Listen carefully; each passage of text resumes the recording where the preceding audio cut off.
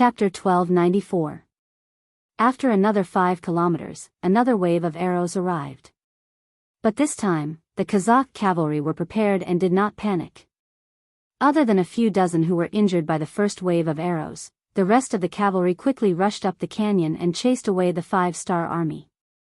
After 2 consecutive victories, the Kazakh army's morale was greatly boosted and their speed seemed to have increased a lot. However, after 5 kilometers, another wave of arrows came, forcing them to slow down their pace. Because of this, there were a total of 5 waves of arrows by the time the sky turned dark. The distance of the attacks had also changed from once every 10 miles to once every 5 miles. Fortunately, this kind of attack did not cause too much damage to the Kazakh vanguard. The total number of Kazakh cavalry was less than 1,000. This was also because they lost 600 to 700 cavalry in the first wave. Considering that it was dark and difficult to see, Boda had to order the army to stop and rest in order to avoid falling into the enemy's trap. Boda, who was lying in the temporary tent, had a face full of excitement. Today, he had repelled 5 waves of attacks from the 5-star army and obtained 2,000 sets of bows. This was an amazing achievement. With such a satisfied smile on her face, the Bustu woman slept all the way until dawn. What made him feel a little regretful was that the 5-star army did not come to harass him that night. This made the 4,000 cavalry that he had hidden outside the camp not come in handy, which was somewhat disappointing. But did this mean that the 5-star army did not have the ability to ambush him and that they had already left?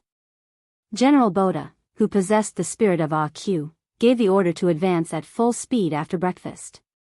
After walking for a full 20 miles, they did not encounter any harassment or attacks. This made Boda even more certain that the 5 astral legions had escaped. Now, he could finally let go of his hands and feet and advance at full speed.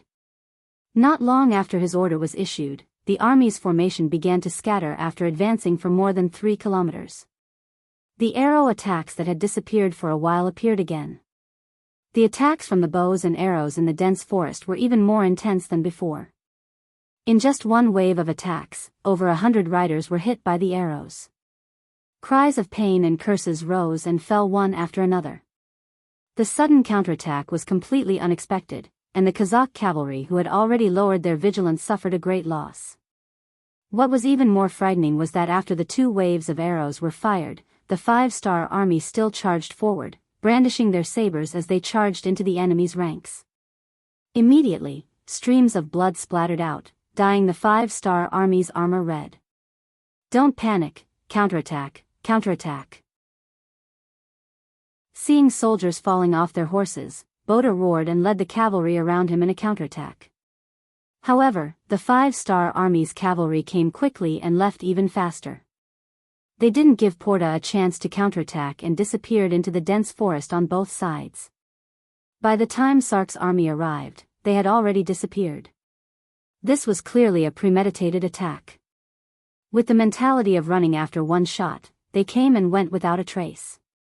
After they left, General Boda sadly discovered that in just half an hour, he had lost over 1,000 cavalrymen, and the number of injured soldiers had increased by nearly 1,000. This kind of loss was a huge blow to General Boda. They hadn't even engaged the enemy yet, but they had already lost nearly 30% of their strength. This made him have no choice but to be vigilant and send as many scouts as possible into the dense forest to ensure the safety of the vanguard. The advantage of doing this was that the possibility of a surprise attack was very small, but because of this, the marching speed of the army had to be slowed down.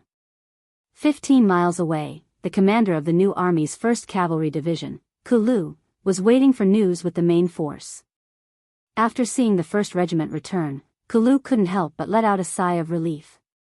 Especially when he saw the smell of blood on the returning soldiers, he knew that the harvest was not small. Division Master, according to the mission, the scouts have reported that the enemy has already slowed down their marching pace.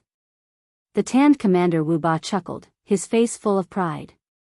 In this battle, he had led 2,000 cavalrymen and achieved a 1:1 ratio of casualties. On the other hand, he had lost less than 50 cavalrymen. This result could be said to be perfect. Hearing Wu Ba's report, Kulu nodded with satisfaction. Very good. This time, your first regiment will be given a merit. Next, we will continue to harass them. In short, we must delay the enemy's advance. 80 miles behind us is Bo Tian Mound. That will be the end of our retreat. There were still 3 days before the main force would complete the encirclement. In other words, he had to hold on for 3 more days. A distance of 80 miles could be covered in just a few hours for elite cavalrymen. One could imagine how much pressure he was under. As the regiment commander, Wu Ba naturally knew about their 1st Cavalry Division's mission. The complacent expression on his face immediately vanished. Don't worry, division leader. We will definitely complete the mission. Even if we have to sacrifice all of our brothers, we will still hold on for 3 days. That's right. This time, even if all of our 1st Cavalry Division dies, we will not let the enemy pass through Bo Tian Mound.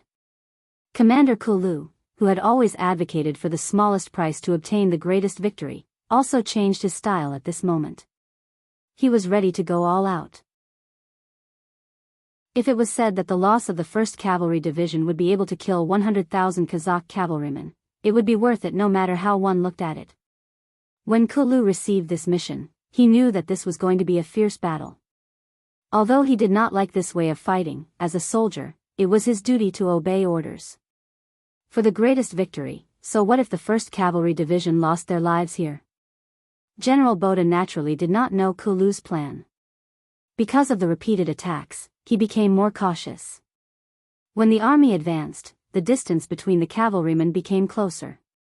In addition, the number of scouts increased. Although the 5-star army would occasionally appear to harass the enemy, most of them were repelled by General Boda. The army did not suffer any losses. The price of this was that the marching speed of the army was very slow, to the point that by noon the next day, General Kelly had already caught up to them with the main force. After seeing the vanguard moving so slowly, Kelly was naturally dissatisfied. He had a guard call Boda over and scolded him. Boda also knew that the marching speed was too slow, so he did not say anything. When he saw that Kelly was tired of scolding, he made his request. He needed more cavalry. Only by increasing the number of scouts could the army advance faster. Kelly still valued Boda very much. Otherwise, he would not have arranged for him to be the vanguard general. Since Boda said so, he naturally had his own considerations and difficulties. Kelly quickly agreed to this request. He immediately assigned 5,000 cavalrymen to the vanguard as scouts. With the addition of these new cavalrymen, whenever there was a dense forest on both sides of the road, groups of cavalrymen would rush into it, looking for any unsafe factors. It was also because of this action that several companies of the 5-star army that had been lying in ambush were discovered. Among them, one company was a little slow in retreating and was surrounded by these Kazakh cavalry scouts. After an hour of bitter battle, the company was completely wiped out. When the news reached the ears of Division Commander Kulu, his face became very serious. There were still 2 days before the main force could complete the encirclement. The speed and reaction of the Kazakh cavalry far exceeded his expectations. If he did not send out the main force, he was afraid that they would not be able to last until then. Order the 2nd Regiment to attack in units. In short, the main task is to delay the enemy's advance. If we can fight, then we can. If we can delay, then we can. Kulu gave the order with a pained expression. When he saw the 2nd Regiment commander leading the soldiers of the 2nd Regiment away, his eyes were filled with tears. He was very clear in his heart that it would be good if 20% of the soldiers came back. They are all heroes. Gazing at the departing figures of the 2nd Regiment, the 1st Regiment commander Wu Ba also spoke like this. Then, when he turned around to look at Kulu, he stood at attention and said, "Senior Commander, the 1st Regiment requests permission to attack after the 2nd Regiment." "No. The 1st Regiment will stay behind and fight for the last time." Kulu shook his head. In terms of fighting strength, the 1st Regiment was naturally the strongest. Since that was the case, the best steel should be used on the edge of the blade. When the time came, he and the 1st Regiment would be the last barrier to stop the Kazakh army from advancing. Time passed by minute by minute. The 3rd Regiment of the 4th Regiment and the 2,000 Black Cavalry led by Yang Qindong had arrived at the designated location 3 hours earlier than planned. From their point of view, they could faintly hear the sounds of killing from time to time.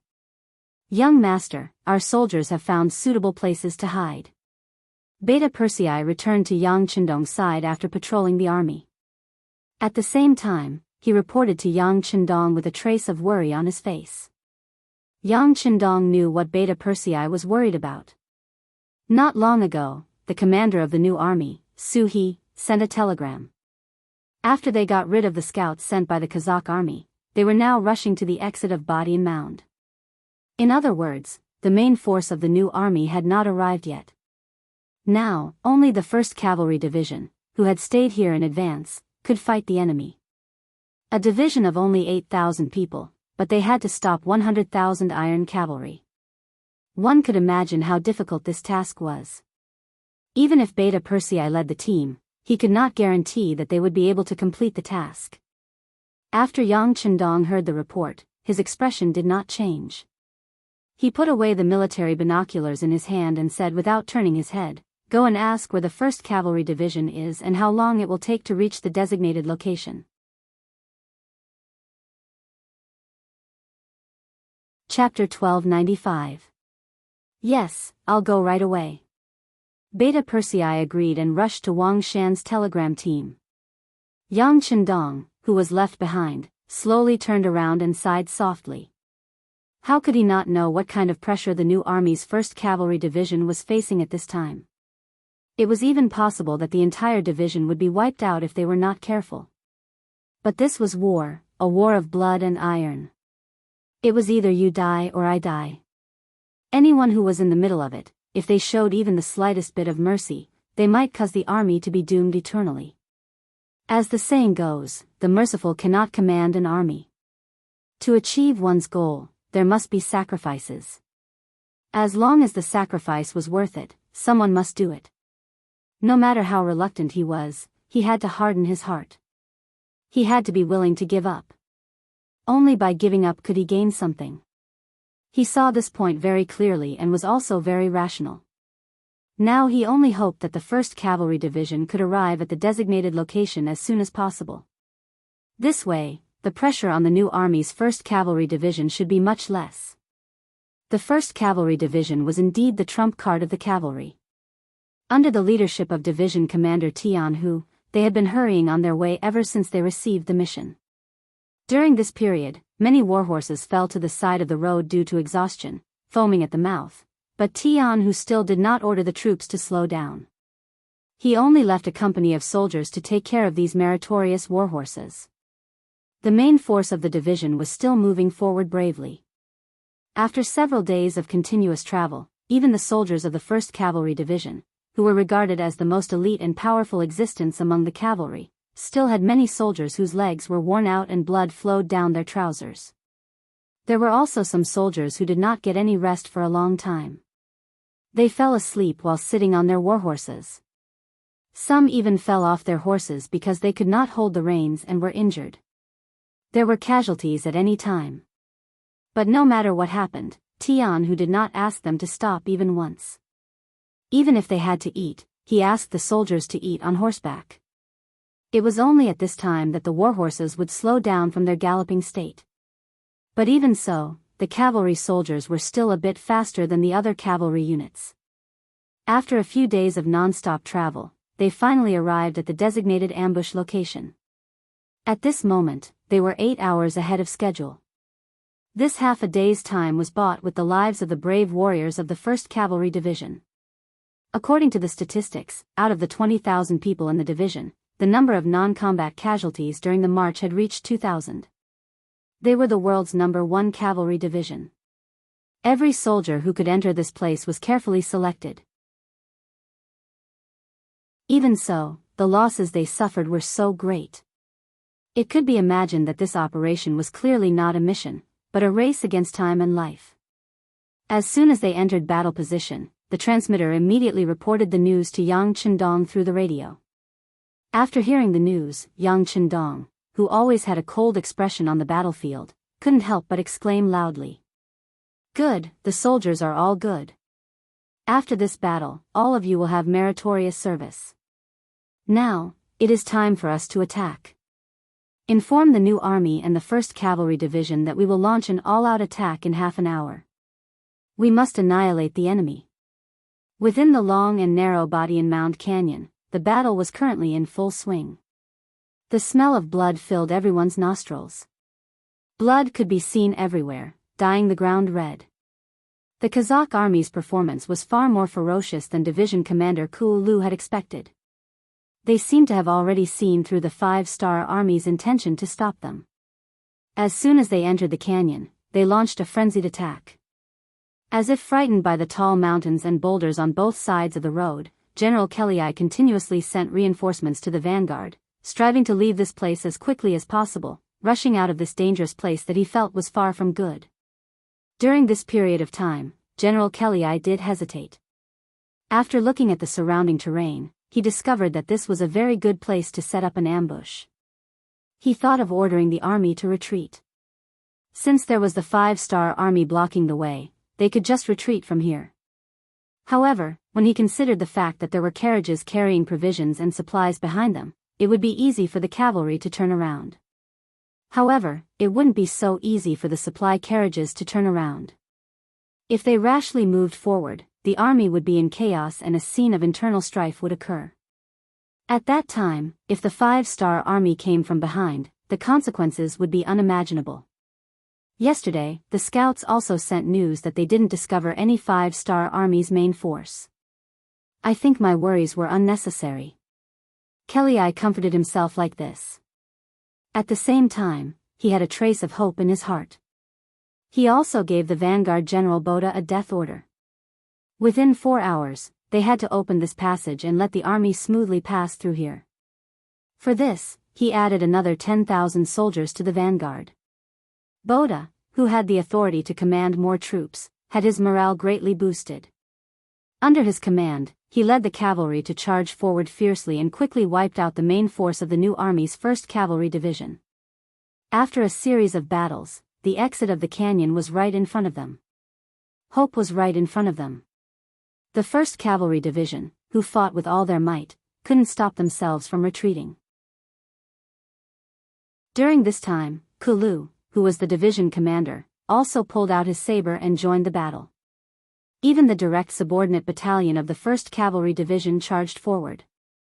It was precisely because Kulu had suppressed the last of his strength that he was able to save the life of the 1st Regiment commander, Wu Ba, allowing this regiment commander who had already fainted to be pulled back from the battlefield. However, at this time, there were less than 500 cavalrymen left. In a short 2 days, the 1st Cavalry Division went from a full strength of 8,400 men to less than 1,000 men. It wouldn't be an exaggeration to say that they were almost completely wiped out. This result was far more tragic than what Kulu had imagined. Kulu, who was wearing a white battle robe that was now dyed red, turned his wrist and looked at the military watch that the 6th young master had personally given to him. His face was gloomy. There were still 14 hours until the appointed time, but the soldiers in his hands were almost exhausted. Perhaps in the next charge, the entire army would be wiped out. He might also die on the battlefield like the majority of the soldiers, wrapped in horse hide. If he were to die on the battlefield, Kulu had already mentally prepared himself for this from the day he joined the 5-star army. However, he really couldn't accept dying like this. He still hadn't completed his mission. Once the Kazakh army charged out of the canyon behind them, all of the plans that Yang Qindong had made before would become useless.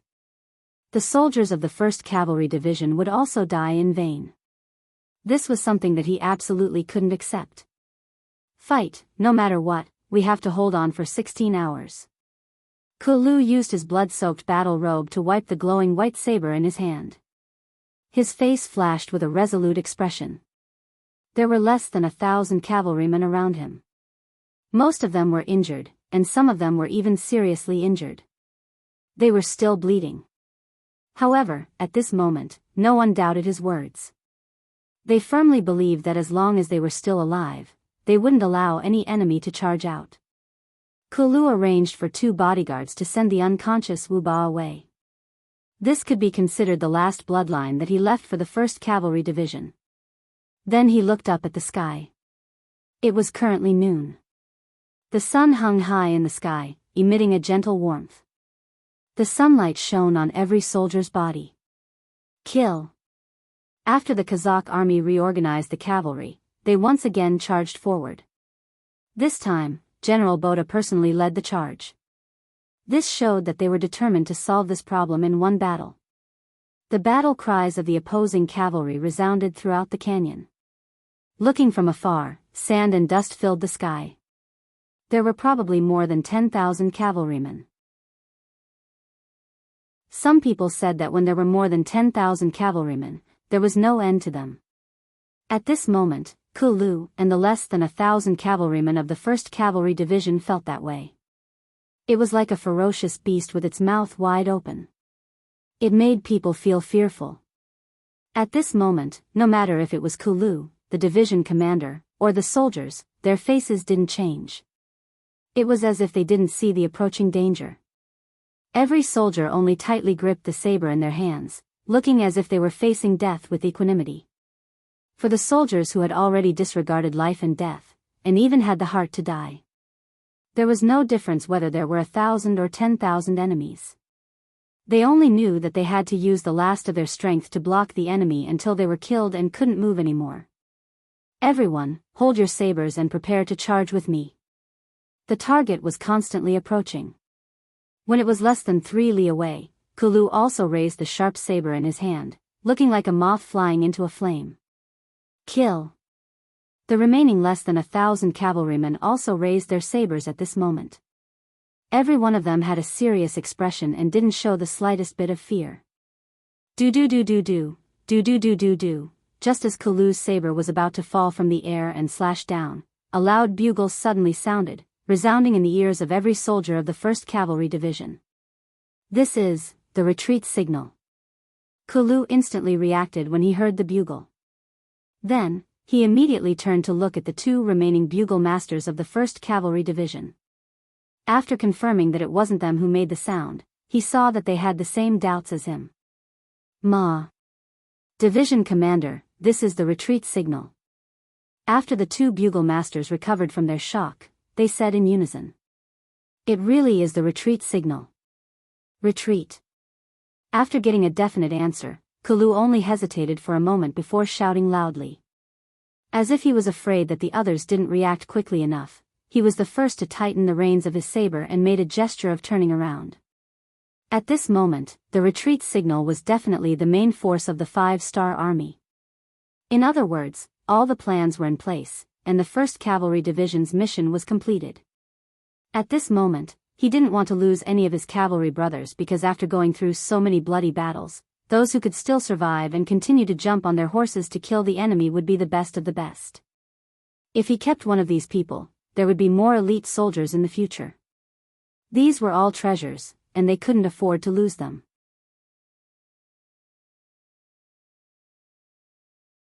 Chapter 1296. First, there was the signal to retreat. Next, there was Kulu's movement. Close to 1,000 5-star soldiers all turned their horses around and followed behind Kulu, quickly heading towards the exit of the canyon behind them. At this time, the 10,000 Kazakh riders led by Boda were only a little more than a mile away from them. For a real cavalry, this distance could be reached in about 100 breaths.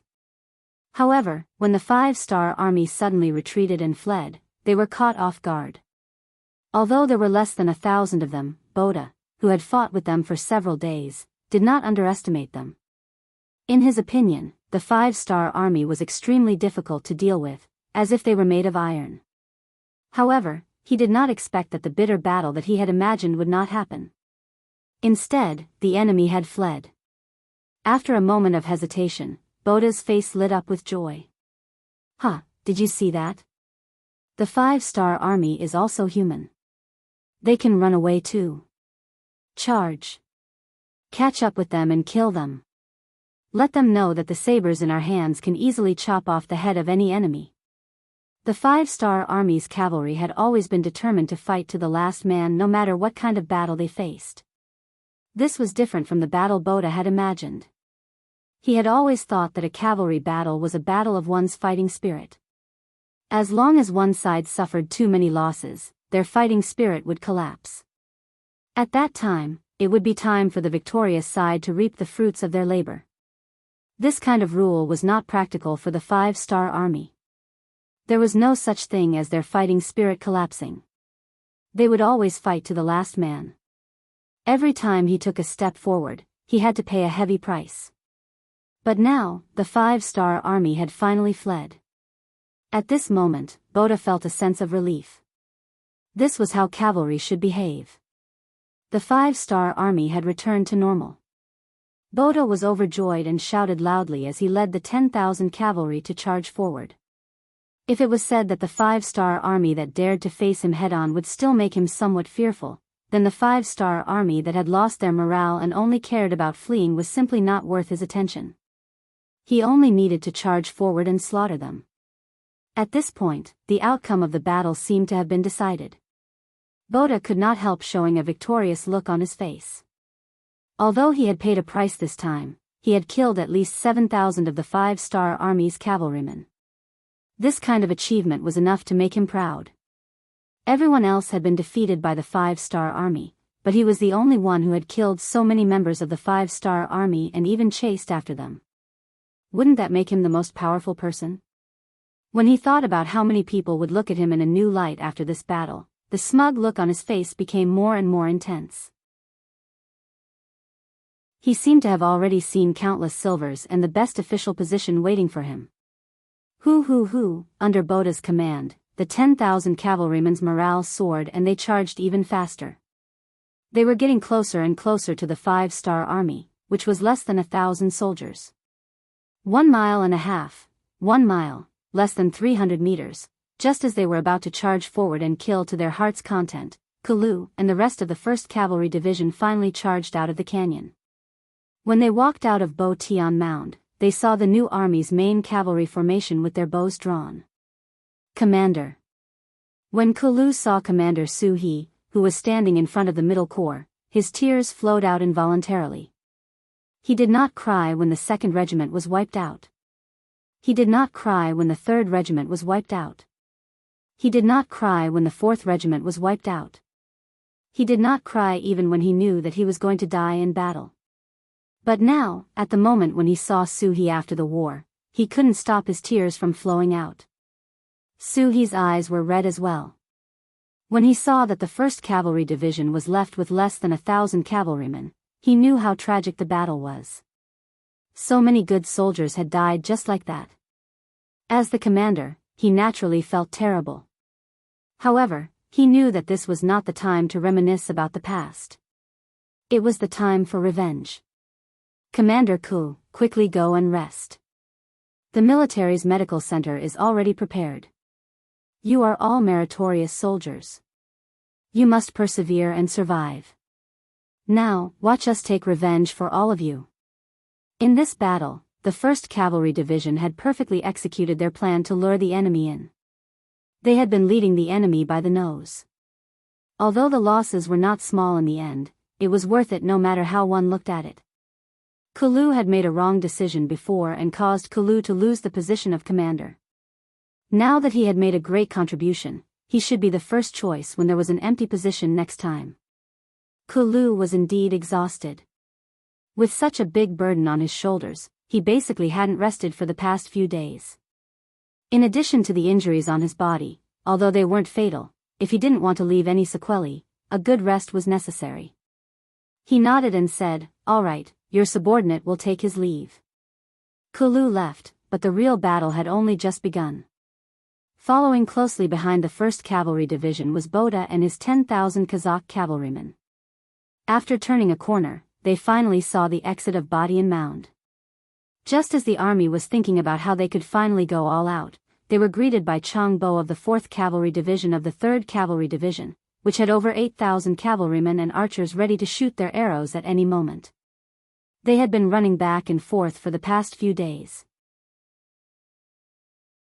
In order to make the enemy think that they had really fled, the 4th Cavalry Division had no choice but to leave with the main force.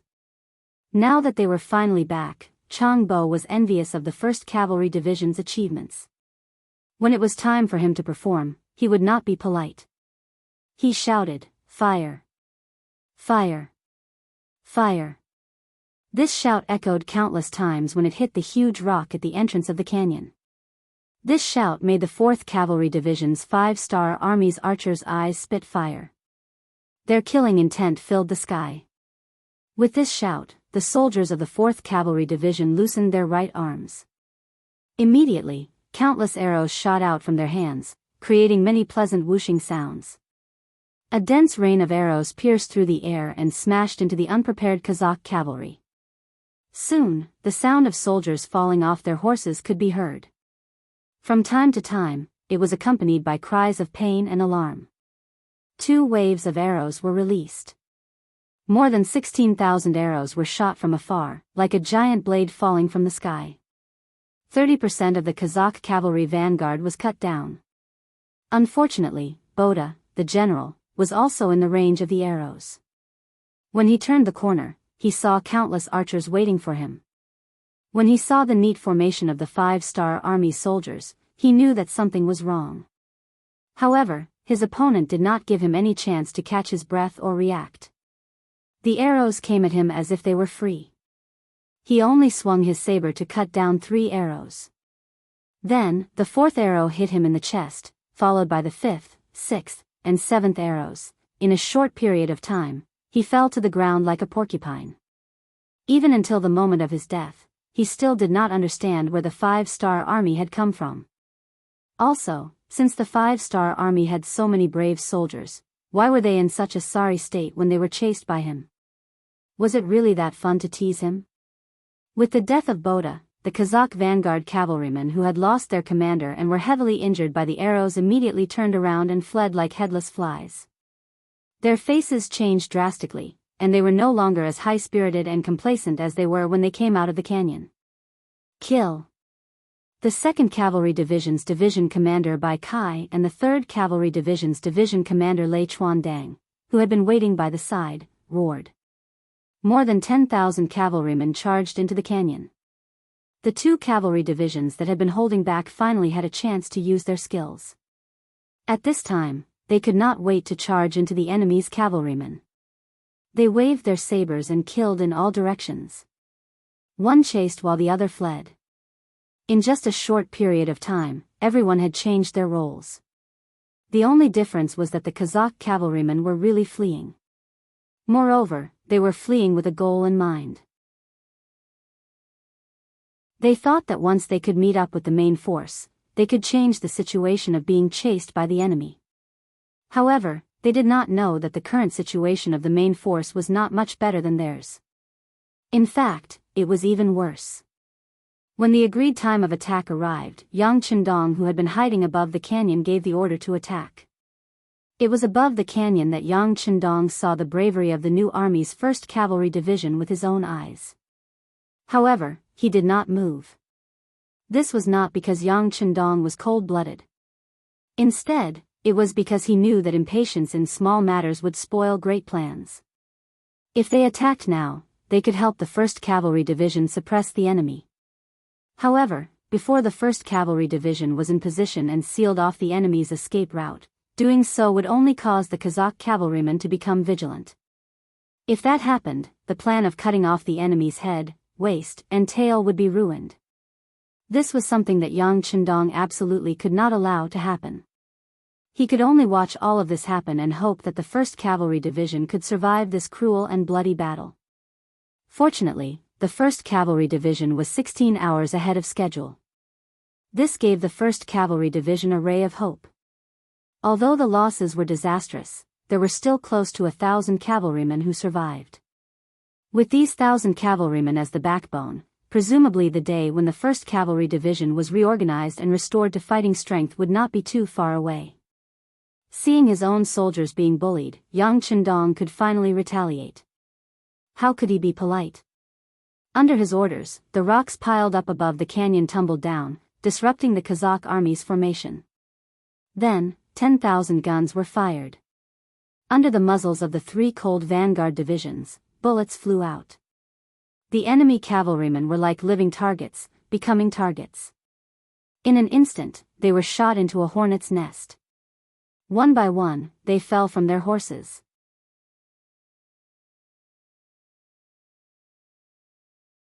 Chapter 1297. Using the 95 style to attack a group of saber-wielding cavalrymen from a high vantage point, occupying the most advantageous terrain, this was indeed bullying. However, war would not stop just because it was unfair. Here, there was only victory and defeat, only the strong and the weak, there was no reason to speak of. It was rare for them to participate in such a large-scale military operation. The soldiers of the 4th Army Division were extremely excited. As the 3 regimental commanders, they were also extremely excited. They quickly changed from shooting at the soldiers to shooting at the enemy generals. One by one, the Kazakh cavalry's kiliarchs and centurions were shot through by the bullets and fell off their horses. The sound of gunfire fell on the Kazakh cavalry, taking away one terrifying blood after another. This caused Kellyai's face to turn from white to black and his body to tremble incessantly. He was just a descendant of the Mongols. He thought that cavalry was the best in the world and that with a saber and a strong horse, he could gallop through the world. When had he ever seen such a battle before? When the sound of firecrackers echoed in his ears, one by one, the cavalrymen fell off their horses and died without a doubt. This is the firearms soldiers that people speak of? How can they be so powerful? When did they appear beside us? Who can tell me, tell me? Under the protection of his personal guards, Kellei was not in danger for the time being. However, when he saw his subordinates dying one after another from time to time, his face was filled with shock and fear. He did not know when he would be like the other soldiers and be shot to death. No one could answer Kellei's question. Many of the superstitious Kazakh cavalry had already regarded the 5-star army as a godly existence. Think about it, if it was not a godly existence, how could they suddenly appear here? If it was not a godly existence, how could they have such a long range and powerful firearm? General, what should we do? What should we do? The 2 captains beside Kellei said in a sobbing voice. In the face of such a long range and powerful firearm, they did not have the slightest ability to fight back. This kind of weapon had already exceeded their imagination. It brought them nothing but fear. Their fighting spirit and morale had already fallen to the extreme. When a person wielding a broadsword is facing a submachine gun, even if you have 1,000 skills, it would be difficult to use them, right? At this moment, these Kazakh cavalry had such mentality. When their fighting spirit had collapsed, they didn't think about how to rush up the canyon. In fact, they didn't have the ability to face the 95 style. The only thing he could do now was to think of a way to escape this hell on earth. What to do? Of course, it was to rush out, but Kellei hadn't decided whether to rush forward or retreat. But soon, someone helped him make the decision. The vanguard fled back. Not only that, there were 2 divisions of 5-star army soldiers behind them. Once he heard that the road ahead was blocked, Kellei did not hesitate and immediately gave the order to retreat. At this moment, he didn't care whether or not this would cause him to trample. He also didn't want to do this. He didn't want to do this. He only wanted to leave this place and get away from the 5-star army. He wanted to get away from death and danger. Finally, there was an order. Although the battlefield was very chaotic, at least there was a direction. The Kazakh cavalry were like a monstrous flood. They finally found an opening to break the dam and quickly retreated. In the process of retreating, under the chaotic situation, who knew how many incidents of infighting occurred? It wasn't just trampling. Sometimes, some cavalry felt that others were blocking their escape route. They felt that others were blocking the way, so they would cut them with their broadswords. It was really like opening a path when you meet a mountain, building a bridge when you meet a river. Blow the bugle call. Standing on the canyon, Yang Chendong looked coldly at everything that was happening in front of him. Especially when he saw that the 2 divisions of New Army's cavalry were forced to stop because of the gunshots and were unable to charge into the Kazakh army, he finally gave the order to charge. Immediately, the gunshots stopped and the loud bugle call sounded. The new army's cavalry instantly moved and killed their way into the battlefield. As they charged, they shouted loudly, "Those who surrender can live, those who resist must die." The Kazakh cavalrymen, who had already lost their composure and were scared out of their wits, felt as if they had heard the sound of nature. One by one, they threw down the weapons in their hands, jumped off their warhorses and knelt on the ground. The hellish situation was finally coming to an end. Who knew how many cavalry soldiers let out a long sigh of relief? "Commander Ling, bring the warriors down to receive the captives." Now that the situation was settled, Yang Chendong's expression was somewhat relaxed as he spoke to Commander Ling Daqiang. Then, Yang Chendong turned around and looked at Beta Persei and the two captains Qiu Vi and Dao Shao who were eager to fight. His face revealed a trace of a smile as he said, "Black cavalry, get on your horses and charge with this king. Kill." Finally, they had a chance to show off their might. The 2,000 black cavalry soldiers excitedly put on their black helmets and black armor. One by one, they raised their sabers and followed Yang Chendong, who was wearing a golden battle robe, towards the entrance of Badian Mound. At this moment, at the entrance, the battle had already begun. With the 1st Cavalry Division's commander, Tianhu, leading more than 18,000 cavalrymen, they had already launched an attack in half an hour. The rear of the army was mainly responsible for transporting rations and supplies. Although they had previously promised the Kazakh army that the 3 provinces would be supplied by the Kazakh army, this time, Kelei had brought a lot of rations from his own country. When he returned, he only needed to ask the other side for the rations. Otherwise, wouldn't he be unable to see the main forces of the 3 countries and not obtain the rations that the army needed? It was precisely because he had brought a lot of provisions that Kelei had arranged for 5,000 elite cavalrymen to guard the rear army. With the existence of these cavalrymen, even if they were attacked, there wouldn't be any problems.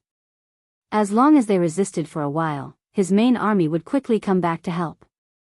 Everything was arranged well, but when the opponent was the 1st Cavalry Division, this so-called no problem became a big problem. In front of the 1st Cavalry Division, there wasn't a single cavalry unit that couldn't be destroyed. They didn't even use the Big Dipper crossbow, just relying on their strong bows. When the 1st Cavalry Division appeared, they shot 4 arrows in a row. Here, it should be noted that after an ordinary cavalry launched an attack, they would only be able to fire 2 arrows before involuntarily receiving the enemy's attacks. It was already very difficult for the stronger cavalrymen to shoot 3 arrows. However, in the 1st Cavalry Division, they could shoot 4 arrows in a row within a short distance of 100 meters.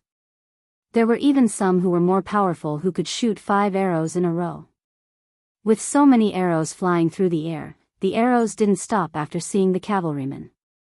After 4 rounds of arrows, at least a third of the 5,000 cavalrymen were killed, and a third of them were injured and couldn't continue fighting. When there were only 1,000 or so cavalrymen left, facing the charge of the 1st Cavalry Division, they were defeated before they could even cause a ripple. A huge opening appeared on the battlefield, allowing the 5-star army's cavalrymen to pass through. When Yang Chendong arrived with 2,000 black cavalry, he saw the Kazakh cavalrymen lying on the ground, as well as a few soldiers of the 1st Cavalry Division cleaning the battlefield, watching and counting the captives. "You, come here." Beta Persei's eyes widened. He pointed to an officer with the rank of captain and asked, "What's going on here? Where's your division commander?" The soldiers who could become the cavalry of the number 1 cavalry division in the world were all 1 in 100 or even 1,000 in the army. To be able to become a company commander, it was unknown how many bloody battles they had experienced and how many meritorious deeds they had achieved. Such a person naturally knew Yang Chendong and the Black Cavalry. When he saw that the person who greeted him was Beta Persei, Bugnam of Gojoseon's personal guard, he quickly trotted over and saluted. "Report, we are cleaning the battlefield and counting the captives and supplies. Our division commander has already led the army in." Beta Persei, who had long expected this result, couldn't help but ask anxiously, "How long has it been?" "It's been nearly half an hour." As an officer of the 5-star army, he was used to the saying of 24 hours. When he reported, he naturally answered with such a rule. Hiss. Beta Persei sucked in a breath of cold air, his face a little bitter. It's been half an hour, this Tianhu's speed is really fast. Young master, what do you think? Let's catch up. Yang Qindong also knew that his idea of participating in a big battle was probably going to be dashed, but since he came, how could he return empty-handed? He had to go to the battlefield to take a look. Yes, let's go. At that moment, the 2,000 black cavalry rushed straight ahead, leaving behind billowing smoke and dust. At this moment, on the battlefield, one side was completely overwhelming the other side. Under the protection of his personal guards, Clay finally managed to escape from the center of the army. Just as he had a glimmer of hope, he quickly lost all hope. This was because he saw General Toljan, who was supposed to be in charge of the rear army. Thorjen had been chased here by the 1st Cavalry Division with less than 10,000 cavalrymen in the sky. It wasn't that he didn't think of resisting, but when he saw his rear army facing the world's 1st Cavalry Division and couldn't even parry, he knew that this was the elite of the elite.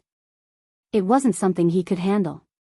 He wanted to rush to the center of the army to meet up with General Kellei and use the advantage of numbers to kill his way back.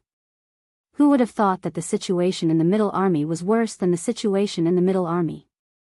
When he saw that General Clay only had less than 3,000 to 4,000 cavalry around him, and their formation was in chaos, he knew that things were not going well.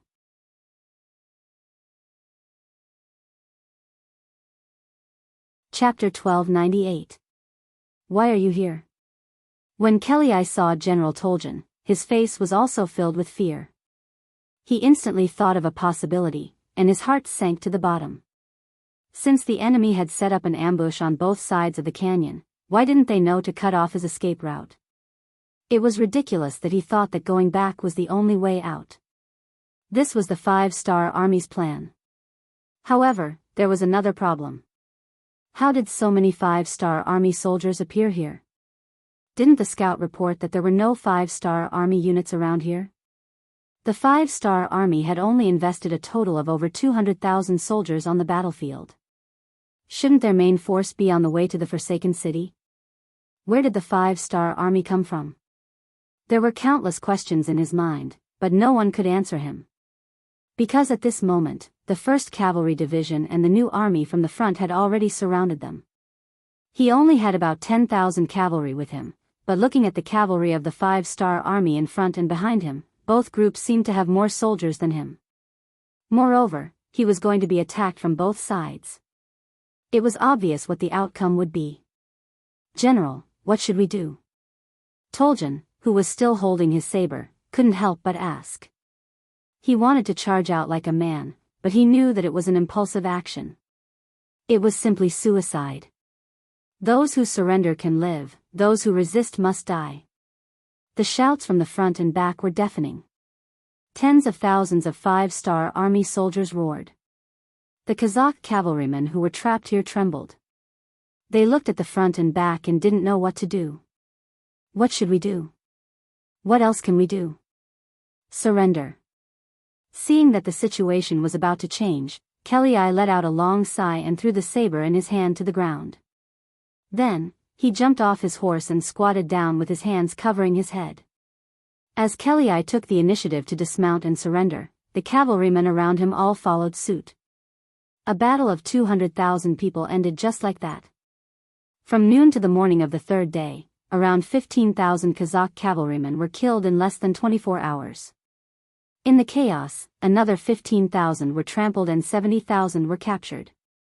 Another great victory appeared. Not only did they completely eliminate 100,000 Kazakh cavalrymen, but they also cleared a large obstacle for the 5-star army to take over the entire Ili region. Eliminating 100,000 cavalrymen in 2 days, this speed could only be achieved by the current 5-star army. If it wasn't for the fact that there were too many captives, they wouldn't even need to waste this much time. Everyone has worked hard, rest for 2 days. At the same time, send out a regiment from the 1st Cavalry Division, a regiment from the 4th Army Division, and a division from the new army to look after the captives.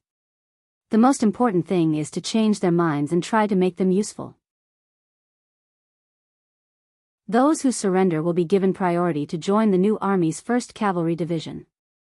Let's rebuild the platform first. As for what happens next, we might as well stab the rear of the city. It is time to deal with their problem. Yang Chendong's words were shocking. Wiping out 100,000 cavalrymen in one go allowed Yang Chendong to have a better understanding of the strength of an army. He was no longer satisfied with the small victories and set his sights on the 160,000-strong Turpan army. If they were to forcefully attack, even if they could take down the city, the losses would not be small. After all, in the face of so many Turpan soldiers, even if they broke through the city gate, the following street battle would not be so easy. But now it was different. He had just captured Kazakh's generals Keliai and Togan. Coincidentally, these two people had participated in the Five-Nation Coalition War before. Many Turpan people knew them. With such a magic weapon in hand, it would be a waste if he didn't make good use of it. Beta Persei, take good care of our two friends. Make sure they are obedient, but make sure they don't get any external injuries on their faces. After Yang Chendong assigned the task to Beta Persei, he led the Black Cavalry and left. If it was someone else who said that they were going to attack Kazakh, the other generals would have some concerns and hesitation. But since it was Yang Chendong who said it, no one doubted it. Everyone thought it was a matter of course. In 2 full days, the political cadres achieved remarkable results. They successfully persuaded more than half of the 40,000 captives to join the 5-star army. The rest did not seem to be a problem. Not only did this make up for the original losses, but it also increased the number of soldiers. Beta Persei did not let Yang Chendong down. After a good reception, both Keliai and Togan surrendered. After becoming prisoners, they had no other choice. They could either surrender or die. In the face of life and death, not many people could really not frown. With 40,000 more captives and persuading Keliai and Togan to join him, Yang Chendong knew that the time for the decisive battle had come. He called the generals around him and gave them the next task. In the big tent, Tianhu, Ling Daqiang, Su He, Kulu and others had almost rested. At this moment, they were looking at Yang Chendong, who was sitting in the first place, with admiring eyes, waiting for the next battle order. Seeing everyone's spirit, Yang Chendong nodded in satisfaction. With so many powerful generals in his hands, what was there to worry about? Announce the order. After the 4 words were spoken, all the military commanders trembled. They puffed out their chests and waited for the order. Order: Kulu's 1st Cavalry Division will be rebuilt from the captives. After it's done, take 30,000 captives who don't surrender to Turpan and hand them over to the 5-star army. They'll be sent to the logistics headquarters in the first city in batches. Many places are undergoing major construction and need a lot of labor.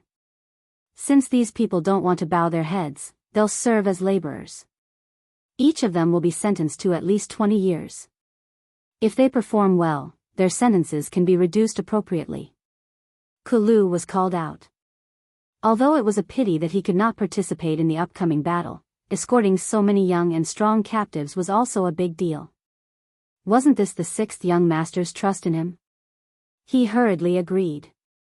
When the other commanders heard that they had to serve for 20 years, they could not help but break out in a cold sweat. That was the most glorious 20 years of a man's life. It could be imagined that they would be little old men after the time was up. They probably wouldn't be able to do anything in life. But on the other hand, who could they blame for this?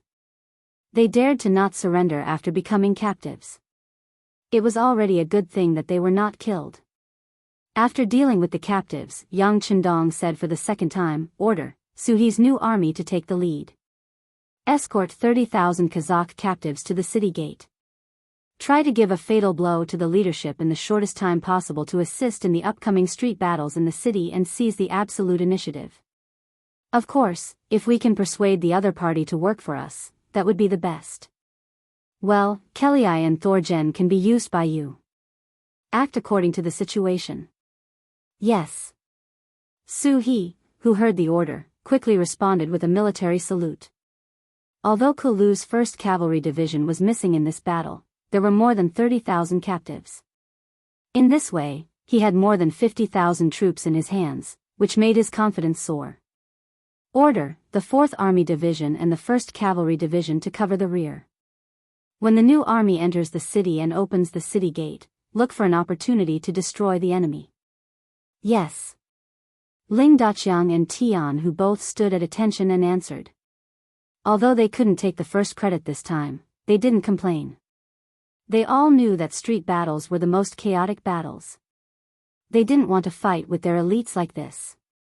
Yang Qindong must have considered this point and made this decision. As soon as the order was given, the army quickly moved.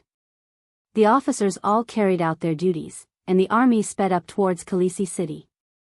At the same time, Yang Qindong also notified the 1st Regiment of the 4th Army Division, the Liaodong Cavalry Division, the Far Eastern Army's 1st Cavalry Division, the Light Cavalry Regiment, and the Reconnaissance Regiment that had already conquered Kalisi City to speed up their march towards Kalisi City. At that time, they would surround the 4 cities and not let a single enemy escape. A large net was being cast towards Kalisi City. At this time, King Hardenbarter didn't know about this. The gates of Kuanxi City, the northern gateway city, were quickly blasted open by the 5-star Army's artillery bombardment. The cavalry took the opportunity to charge in and occupy the city. The king was currently organizing the army in his hands and making the corresponding arrangements for the war. The 5-star army relied on their powerful cannons to achieve victory. In Hardenbarter's eyes, while at the same time, he was extremely shocked. Regarding this, he specially called his General Dai Qin to discuss how to deal with this. General Dai Qin, who thought that he was already familiar with the 5-star army's tactics, didn't panic. In his view, no matter how strong the tactics were, there was still a way to deal with it. For example, if the same method was used on Kalisi City, he wasn't that afraid. He had a total of 160,000 soldiers. Although most of them were new recruits and because of insufficient preparation, many of them only had weapons and didn't even have war horses, it was still 160,000 people. With such a number of soldiers, even if the 5-star army broke open the city gates, it would still be very difficult for them to enter the city. At that time, they only needed to send the soldiers to the streets to block them. With the geographical advantage, it wasn't impossible for them to fight. Once they held on for too long, when reinforcements appeared, it would be time for them to counterattack. In General Dai Qin's eyes, the 5-star army wasn't without weaknesses. For example, the lack of manpower was a very important disadvantage. Not to mention 1 versus 1, even 2 versus 1, he believed that in the end, the 5-star army would be the one who couldn't hold on. He didn't want to win. He only wanted to protect himself while hurting the 5-star army at the same time.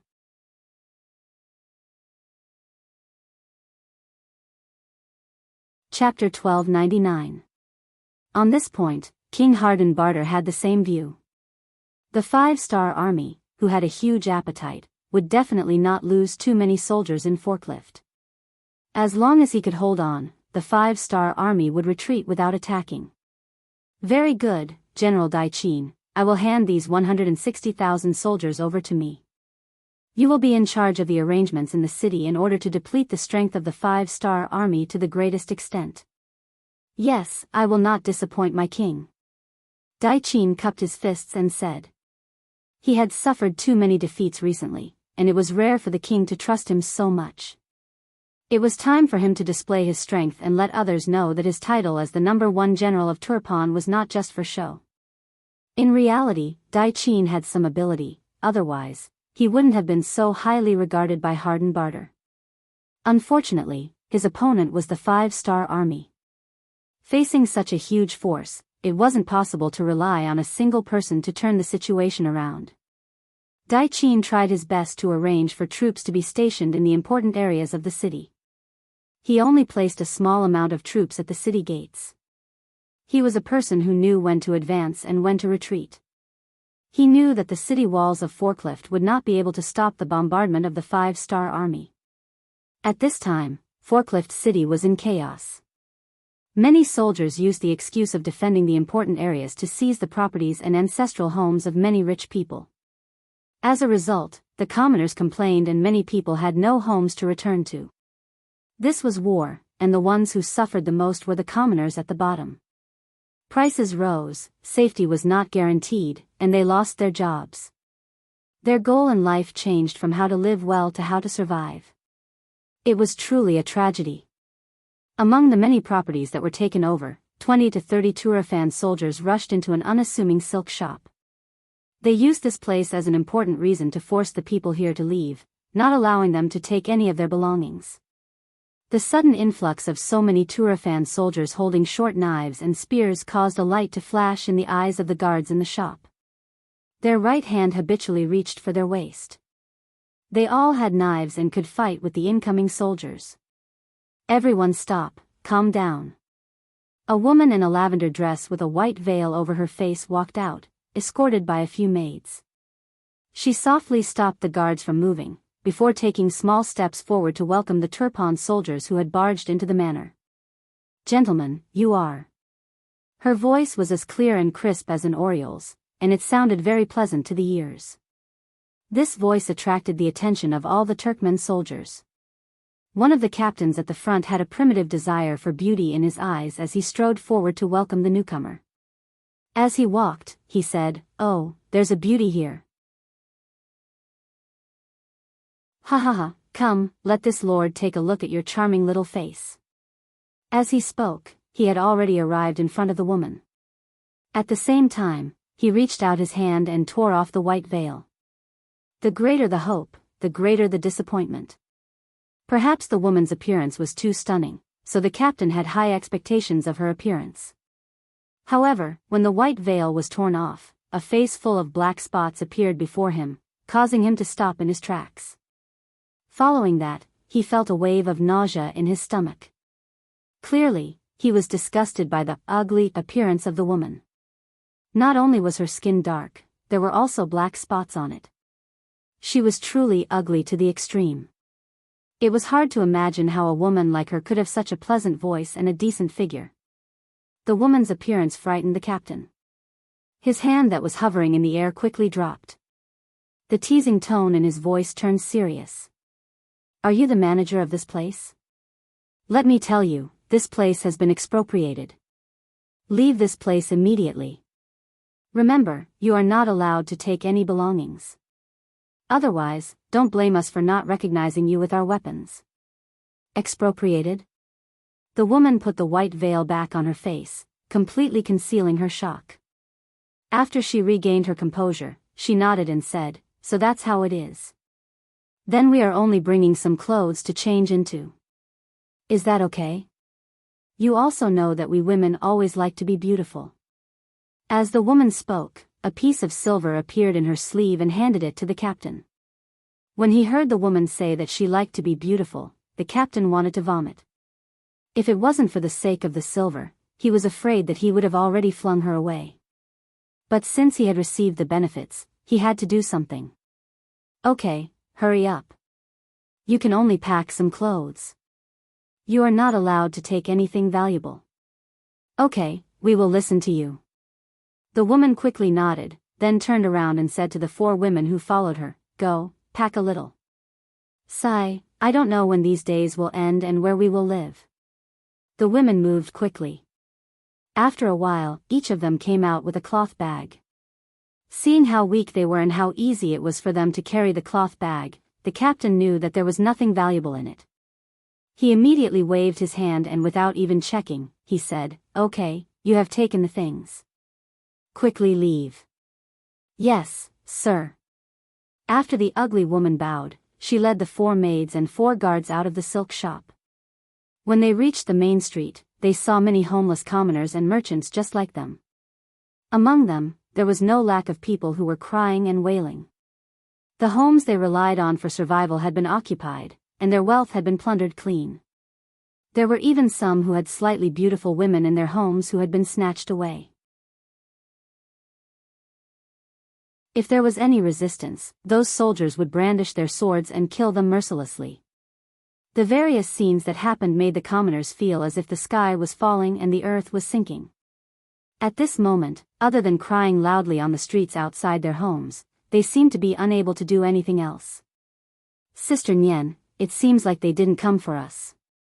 We were just caught in the crossfire. After coming out and seeing what was happening outside, one of the maids said in a low voice. The so-called Sister Nian was the ugly woman wearing a white veil.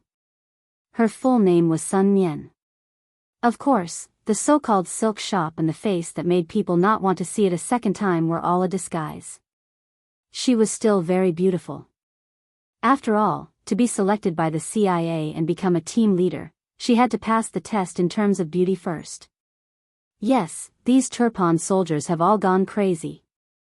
How can the city not be in chaos when they treat the people like this? How can the country not be destroyed? Sister Nian shook her head. Then she asked in a low voice, "Did you bring everything out?" "We brought everything out. We took apart the radio and held it in our hands. It was a close call just now.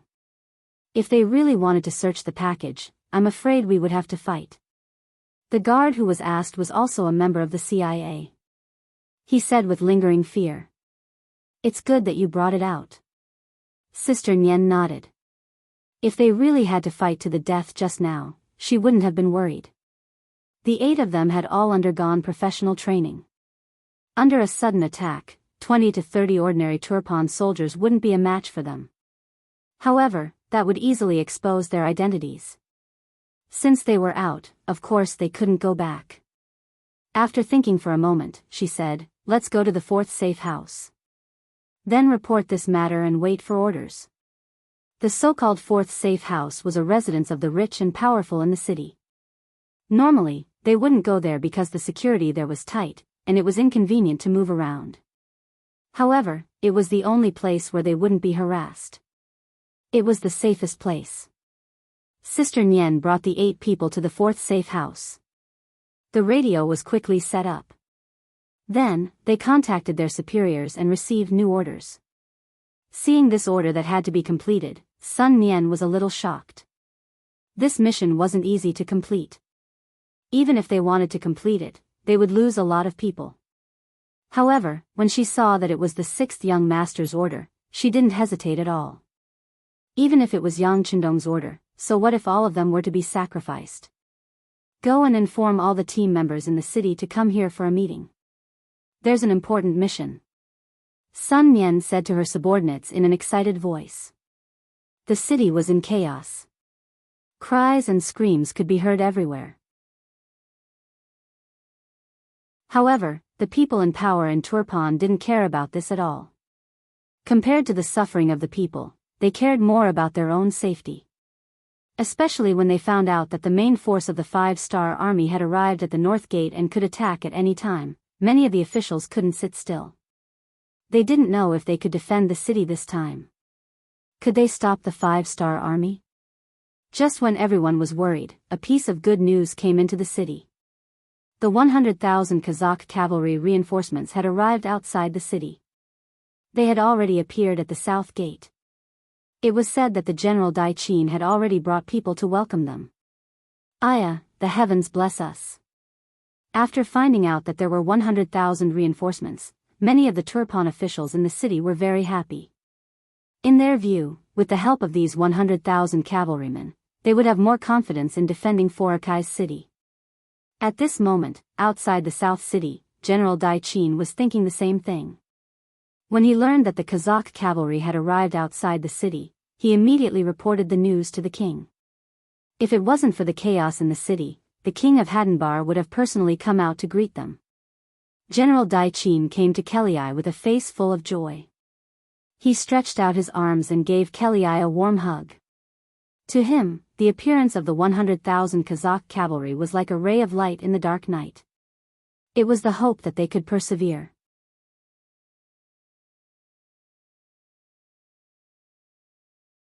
Chapter 1300. Perhaps because he was too excited, Dai Qin didn't notice Kelly's ugly expression until he hugged him and felt his body stiffen. He then asked in surprise, "General Kelly, are you not feeling well?" Kelly bitterly smiled. He wanted to say that he was no longer a general, but a captive. However, he knew that there was a gun pointed at him from the side. He had seen the power of a gun before. Taking his life within 30 meters was as easy as stepping on an ant. Not to mention that the two people in charge of monitoring him were less than 10 meters away from him. He definitely didn't dare to gamble and didn't want to die. If he didn't want to die, then he had to follow the 5-star Army's request.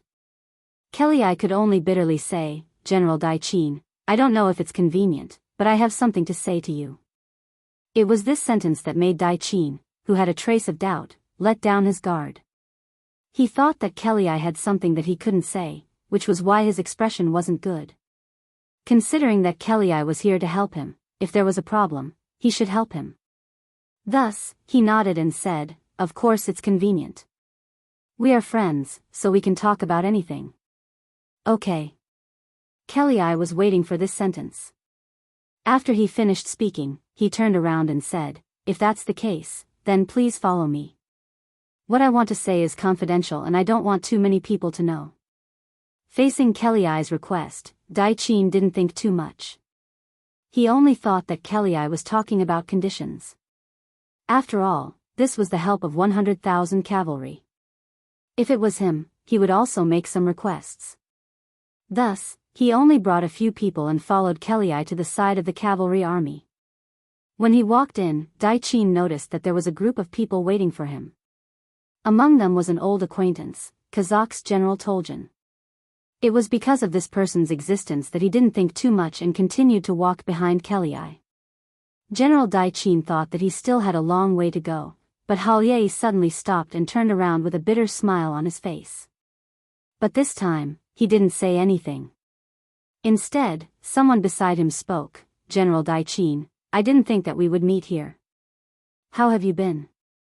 The person who spoke was the commander of the new army, Suhi. With regards to this person, Daiqin naturally had a deep impression of him.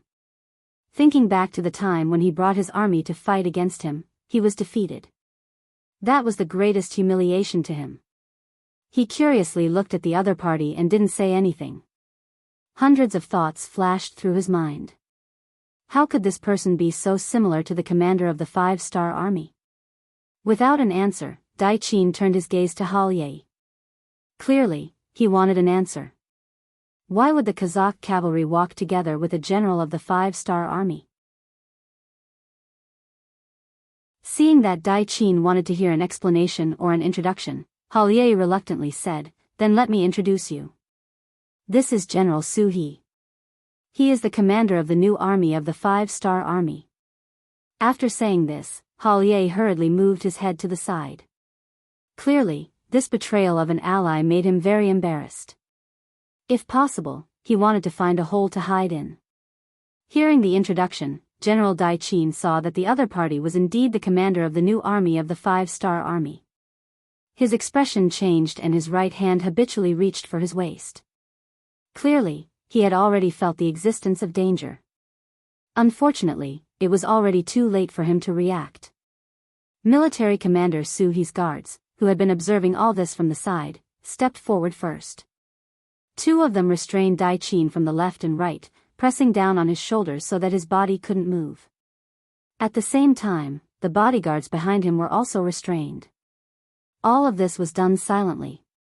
Because it was far from the Turpan army, it didn't attract anyone's attention. Suddenly being restrained, General Daiqin's face was naturally filled with anger.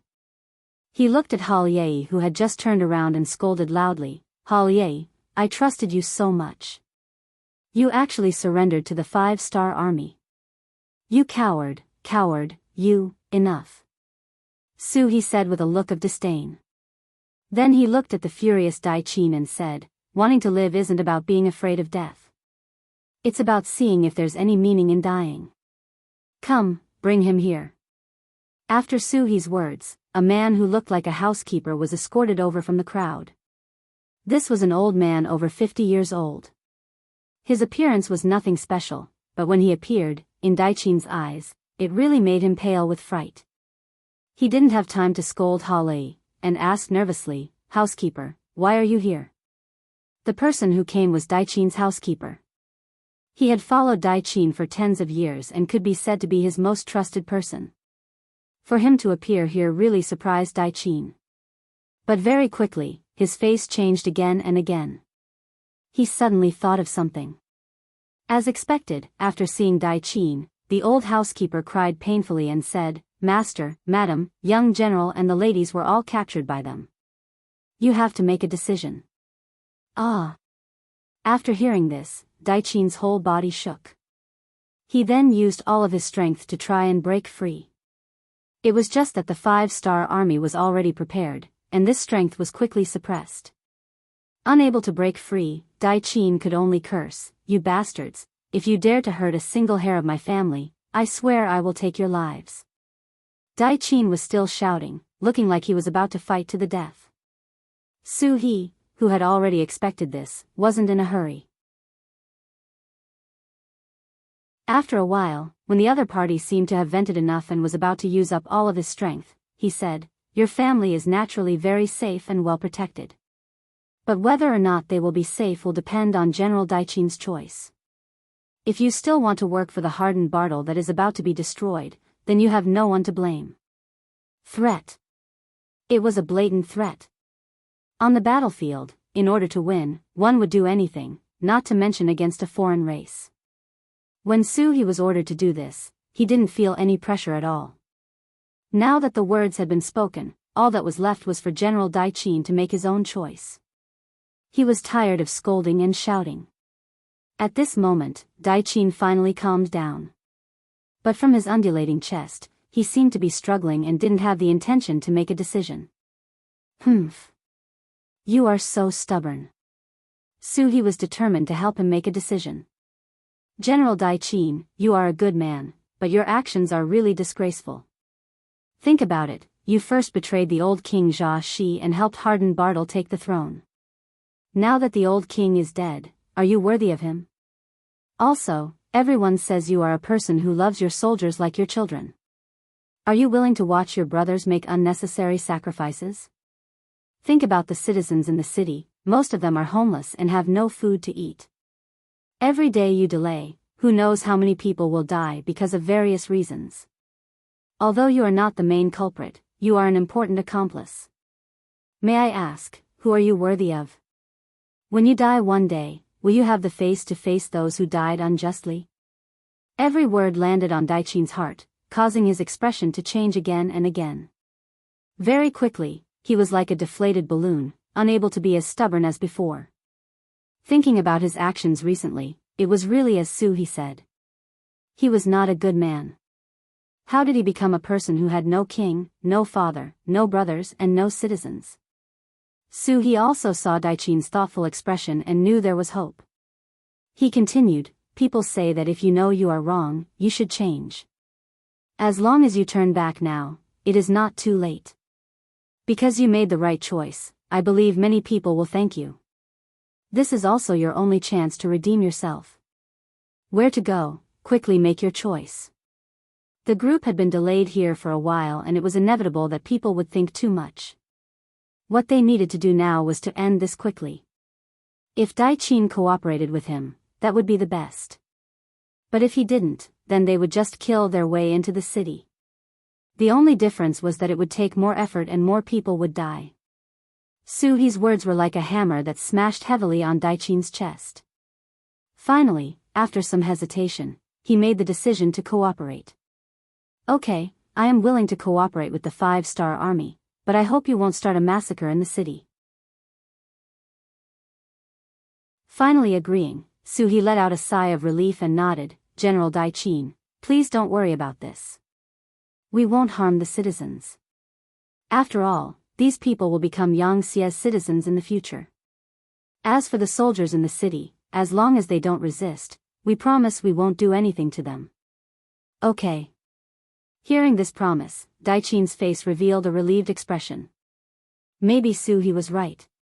What he was going to do now was to redeem himself for his previous mistakes. Since Dai Qin agreed to cooperate, the next step was naturally much easier. He first gathered all the generals under him and started to persuade them to surrender under the encirclement of the new army of the 5-star army. Dai Qin really treated his subordinates well. After he revealed his intentions, and with the deterrence of the 5-star army, no one objected and everyone agreed to follow the general's decision. This was something that couldn't be helped. The 5-star army had already killed their way into the city. At this time, there was no point in resisting. Instead, they would sacrifice their own lives. And this kind of meaningless sacrifice was something no one was willing to do.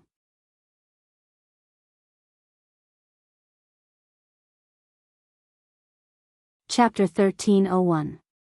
With the cooperation of the generals under Dai Qinyu, the 5-star army quickly entered the city. Following the request, all the Turfan soldiers who agreed to enter had a red rope tied around their right arm, as a sign of distinction. Then, the army entered the city. Along the way, no one stopped them, and no one came to stop them. This didn't mean that the situation was settled. Because Dai Qin was riding at the front, many soldiers didn't know what was going on. Furthermore, the military power of Turpan wasn't completely in Dai Qin's hands. The tiger seal was still in the hands of King Harden Barter. If they didn't convince him, the problem wouldn't be solved. Dai Qin, who also knew this, unexpectedly volunteered to enter the temporary palace to see Harden Barter. He wanted to persuade him. This was also the best way he could redeem himself. This idea was good, but He didn't think highly of this mission. Especially when he thought about what Yang Chendong told him before they came. In Turpan, anyone could surrender except for King Harden Barter. To others, surrendering was just a transfer from one faction to another. Perhaps their position would be demoted, but they would still have to listen to someone else's orders. But to their masters, it was completely different. They would fall from their high position and become prisoners. This was something that was hard to accept. General Dai Qin, your idea is good, but how confident are you in convincing Harden Barter? He asked the question in front of everyone. This. As expected, Dai Qin revealed a troubled expression. He then said, 30%, 30%? That won't do. That's too low. You're just sending yourself to death. Hearing this answer, he immediately rejected. Now, Dai Qin was his captive. Since he was his captive, he had the right and responsibility to ensure his safety. Dai Qin wasn't angry that his request was rejected. Instead, he was happy. This proved that Dai Qin cared about him. This touched him a little. But because of this, he decided to do this. This was his way of returning the favor. General Su, please agree to my request. This is indeed a bit risky, but if it succeeds, the benefits will be great. The hundreds of thousands of soldiers in the city will no longer have to suffer the pain of war, and the people will be able to live a peaceful life again. It's just a risk, but it's worth it. What Dai Qin said made sense. He hesitated for a moment. Since he was going to be the vanguard, he naturally hoped to complete the task beautifully. By the time the 6th young master arrived, all the problems would have been solved. What kind of contribution would that be? Seeing that he didn't immediately reject him, Dai Qin felt that there was hope. He hurriedly said, General Su, I will do my best to ensure my own safety. I will use the excuse of welcoming General Kelly to bring some soldiers into the temporary palace. General Su can also send some 5-star army to follow. If it really doesn't work, we can still retreat. This wasn't a bad idea. He thought about it for a moment before nodding in agreement. No matter what, if there was a chance, it was worth a try. If worst came to worst, he could just leave the palace. With his new army already in Khaleesi City, he definitely had the ability to provide support outside the palace. Just like that, the two quickly discussed some things. At the same time, they also convinced General Toljan of Kazakh to represent Kelly and follow Dai Qin into the temporary palace. This way, not only could they bring more soldiers, they could also look after each other. To ensure everyone's safety, He gathered 200 new army warriors and gave them to Lei Chuandang, the commander of the 3rd Cavalry Division. Commander Lei, it would be best if this succeeds. If it doesn't, you must protect the safety of the 2 generals. I will bring the army to provide support outside the palace. Rest assured, I will complete the mission. After the tall and mighty Lei Chuandang gave a military salute, he took off his 5-star army uniform and changed into the uniform of the Kazakh soldiers.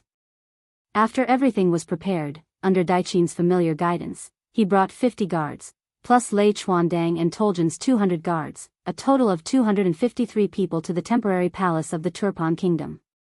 A king was a king. Even if the donkey didn't fall, it wouldn't fall. Even though Turpan had already lost a large amount of land and people, and even their country, after arriving in Khaleesi, under Hardenbarter's orders, they quickly built a new palace. Even though it wasn't as glorious as before due to the lack of time, it still took up a lot of space. Just from the outside, they had to go through 3 gates and 3 checks before they could enter. With Daiqin leading the way, they were naturally unobstructed. At this moment, in the palace hall, King Hardenbarter was waiting to meet with Kelly.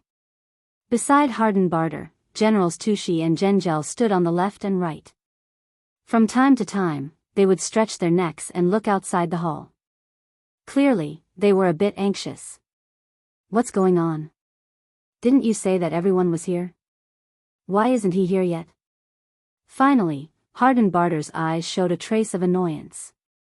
No matter what, he was still the king of a country. Even though Kelly came to help him, it wasn't right to make him wait for so long. Seeing that the king's tone was a bit unhappy, the 2 generals on the side lowered their heads and didn't dare to make a sound. This new king was not as good-tempered as the old King Siza, especially now that the army was constantly retreating. Just yesterday, one of his servants was dragged out to be beheaded because he accidentally broke a piece of porcelain. With this as an example, everyone had to be more careful. No one answered his question, so Kelly coldly snorted. He didn't want to cause trouble for the 2 generals. After all, he still needed them to defend the city. After waiting for a while, when Hardenbarter's face showed his annoyance again, a palace servant finally ran in and knelt on the ground. Your Majesty, General Daiqin is back. Together with him is General Toljan of the Kazakh kingdom. Finally, they're here. Hardenbarter quickly sat up straight. At the same time, he was a bit confused. Didn't Kelly come? Why didn't he come to see me? With this question in mind, when Daiqin and Toljan entered the heavily guarded hall, Hardenbarter asked, Why don't I see General Kelly? Toljan, who had long prepared his speech, put his right hand in front of his chest and maintained his customary etiquette. Honorable King of Turpan, our General Kelly caught a cold and is now resting in the army. After saying this, Thorjen shut his mouth. Then, he looked around and began to observe the environment in the hall. When he saw 8 armored turbaned soldiers around the hall and 2 tiger generals beside King Hardenbarth, he knew that it was impossible to use the strategy of capturing the leader first to catch the bandits. Now, he could only find an opportunity to rush out after Daiqin said what he wanted. Luckily, Lei Chuan led more than 200 warriors outside the hall to support him. As long as he was fast enough, there shouldn't be any danger. As for whether General Daiqin's persuasion would succeed, he didn't have any hope. Toljan closed his mouth and it was Daiqin's turn to speak. He needed to find an excuse for being late, so he said, Your Majesty, General Kelly is indeed not feeling well. Luckily, I've already asked after him on behalf of Your Majesty. Please forgive me for being late. I see. Everything is right. Hardenbarter nodded without thinking too much. Soon, he asked what he wanted to ask, Is General Kelly all right? It won't affect our cooperation to deal with the 5 Stars army, right? At this moment, Daiqin had a headache because of this question. Now that the 5-star army had already entered the city, the destruction of Turban was inevitable. The only difference was that fewer soldiers and civilians would die. This was also the reason why he had to make this trip. He wanted to use his own efforts to protect the lives of more soldiers and civilians. Thinking that because of his actions, he might be able to save a lot of people. He gathered his courage and said to Hardenbarter, Your Majesty, do you think that even if we join forces with the 100,000 Kazakh soldiers, we can really stop the powerful 5-star army? Just as he was waiting for a definite answer, Daiqin suddenly said this. Hardenbarter's expression changed again and again. He didn't understand why this important official would say such a thing. Of course, he couldn't answer this question, but did he have a choice? General Dai Qin, what do you mean? Do you not think that our two armies can work together? Hardenbarter didn't understand and asked back. He didn't think that Dai Qin would answer this question very straightforwardly. Yes, Your Majesty, I don't think so. In my opinion, even if we join forces with General Kelly, we won't be able to change the situation. If we do that, we will just be throwing away the lives of innocent soldiers and civilians. The sudden answer stunned Tu Shi and General Zhengzhou, who were standing on both sides of the room. They didn't think that their subordinate General Dai Qin would see the situation in front of them like this. Although they were also terrified of the arrival of the 5-star army and didn't have much confidence in winning, they shouldn't be so pessimistic. Hardenbarter, who was sitting on the throne, also had his eyes wide open. After a few breaths, his chest heaved as he asked, Dai Qin, what do you mean by that? Are you going to surrender to the 5-star army? It was no wonder that Hardenbarter would think like this. This was too obvious a discussion about surrendering to the enemy. Anyone else would think too much.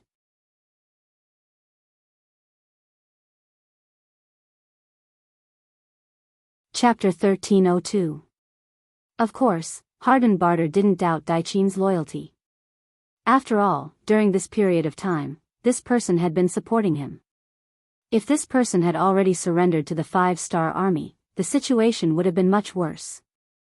Hardenbarter didn't doubt Dai Qin, he just said this out of anger.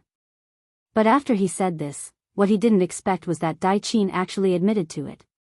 He first nodded and then said with a very certain tone, Yes, Your Majesty, your servant has already surrendered to the 5-star army.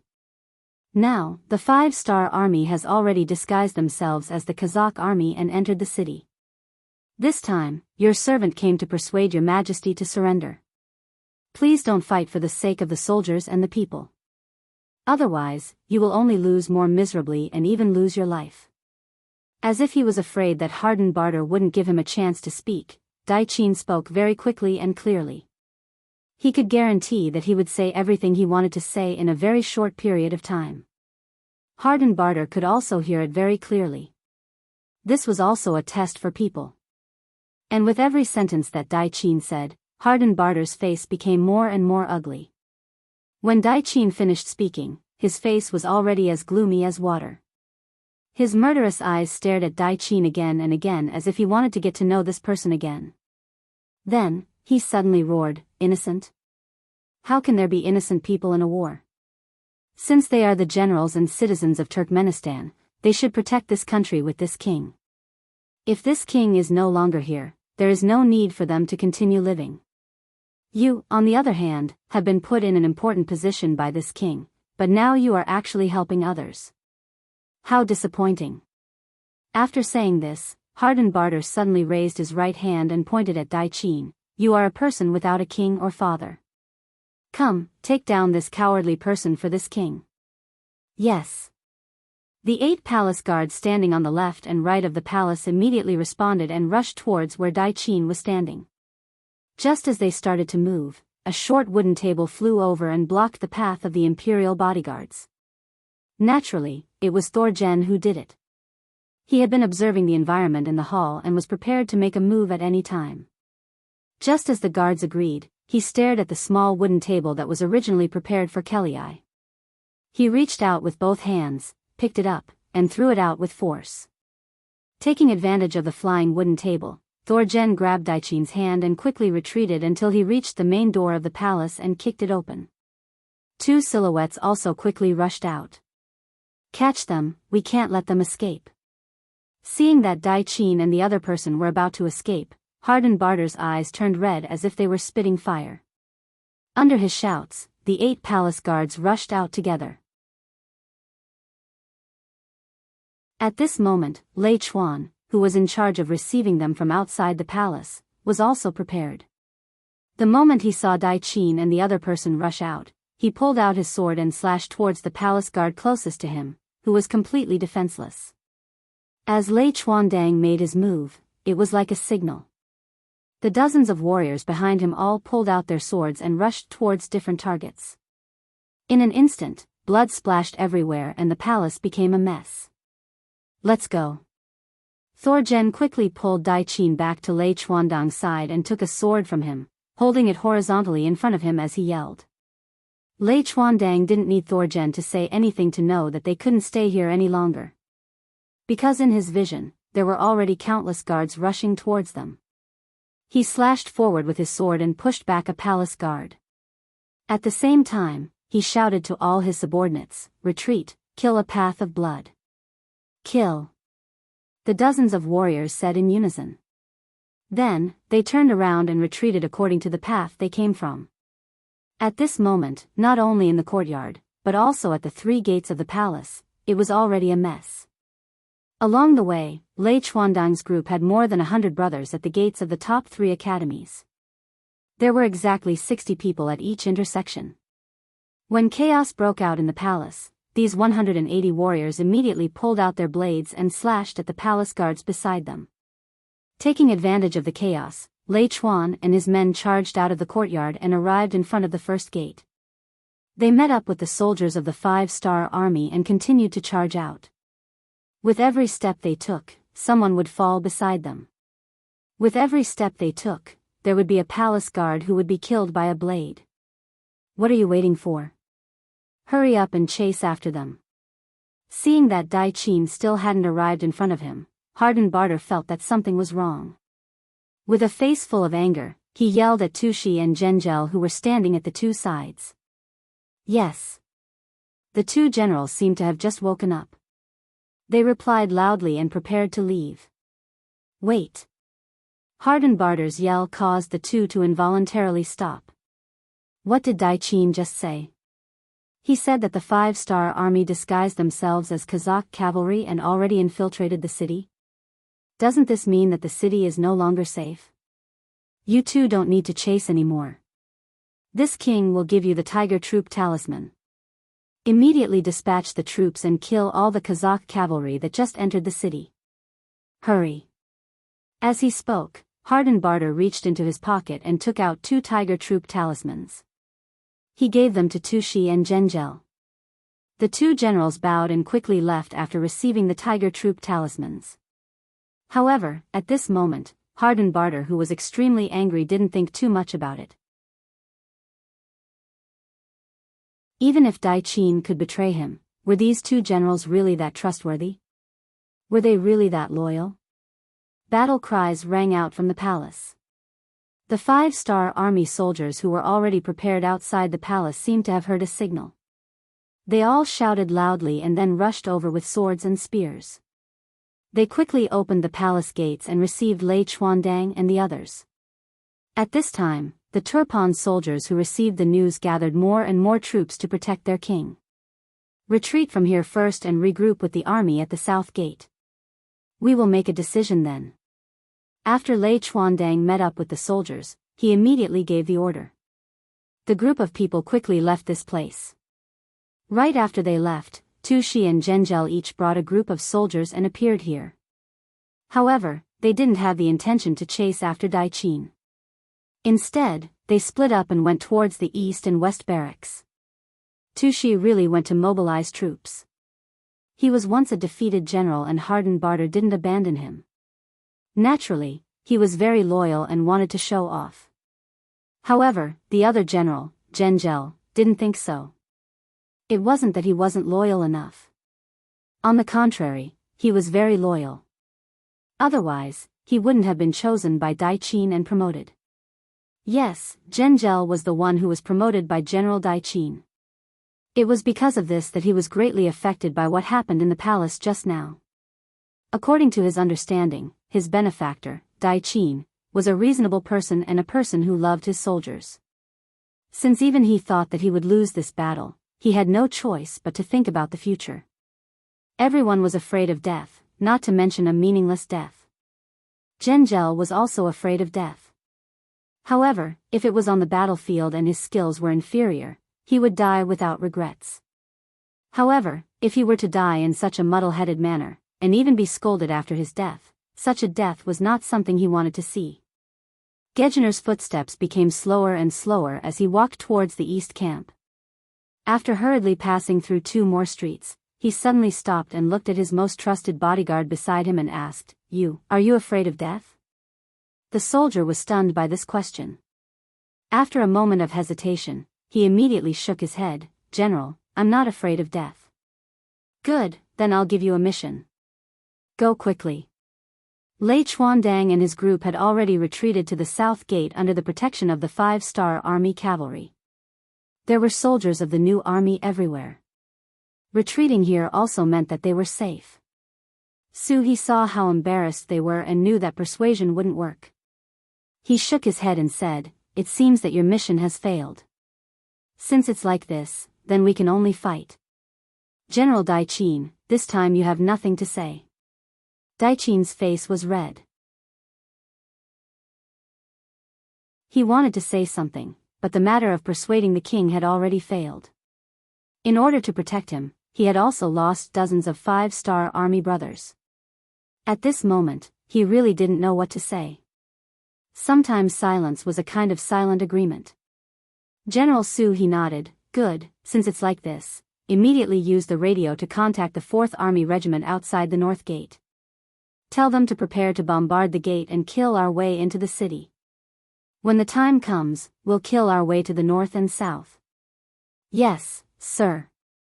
After hearing He's order, the soldiers immediately responded loudly and turned to leave the tent. At this moment, the tent flap opened and a messenger walked in.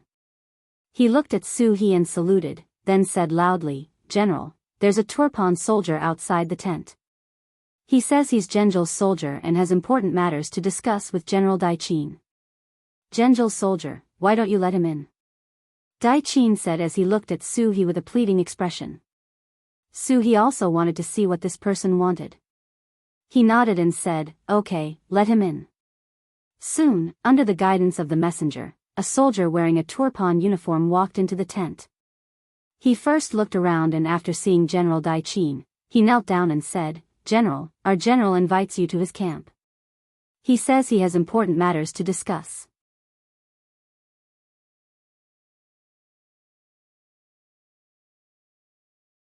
Chapter 1303. Daiqin had some impression of the soldier in front of him and confirmed that he was someone who always followed beside Genjil. After confirming his identity and knowing that he wanted to meet him, Daiqin quickly made a decision. He had already made his intentions very clear in the main hall just now, and Genjil was also present at that time.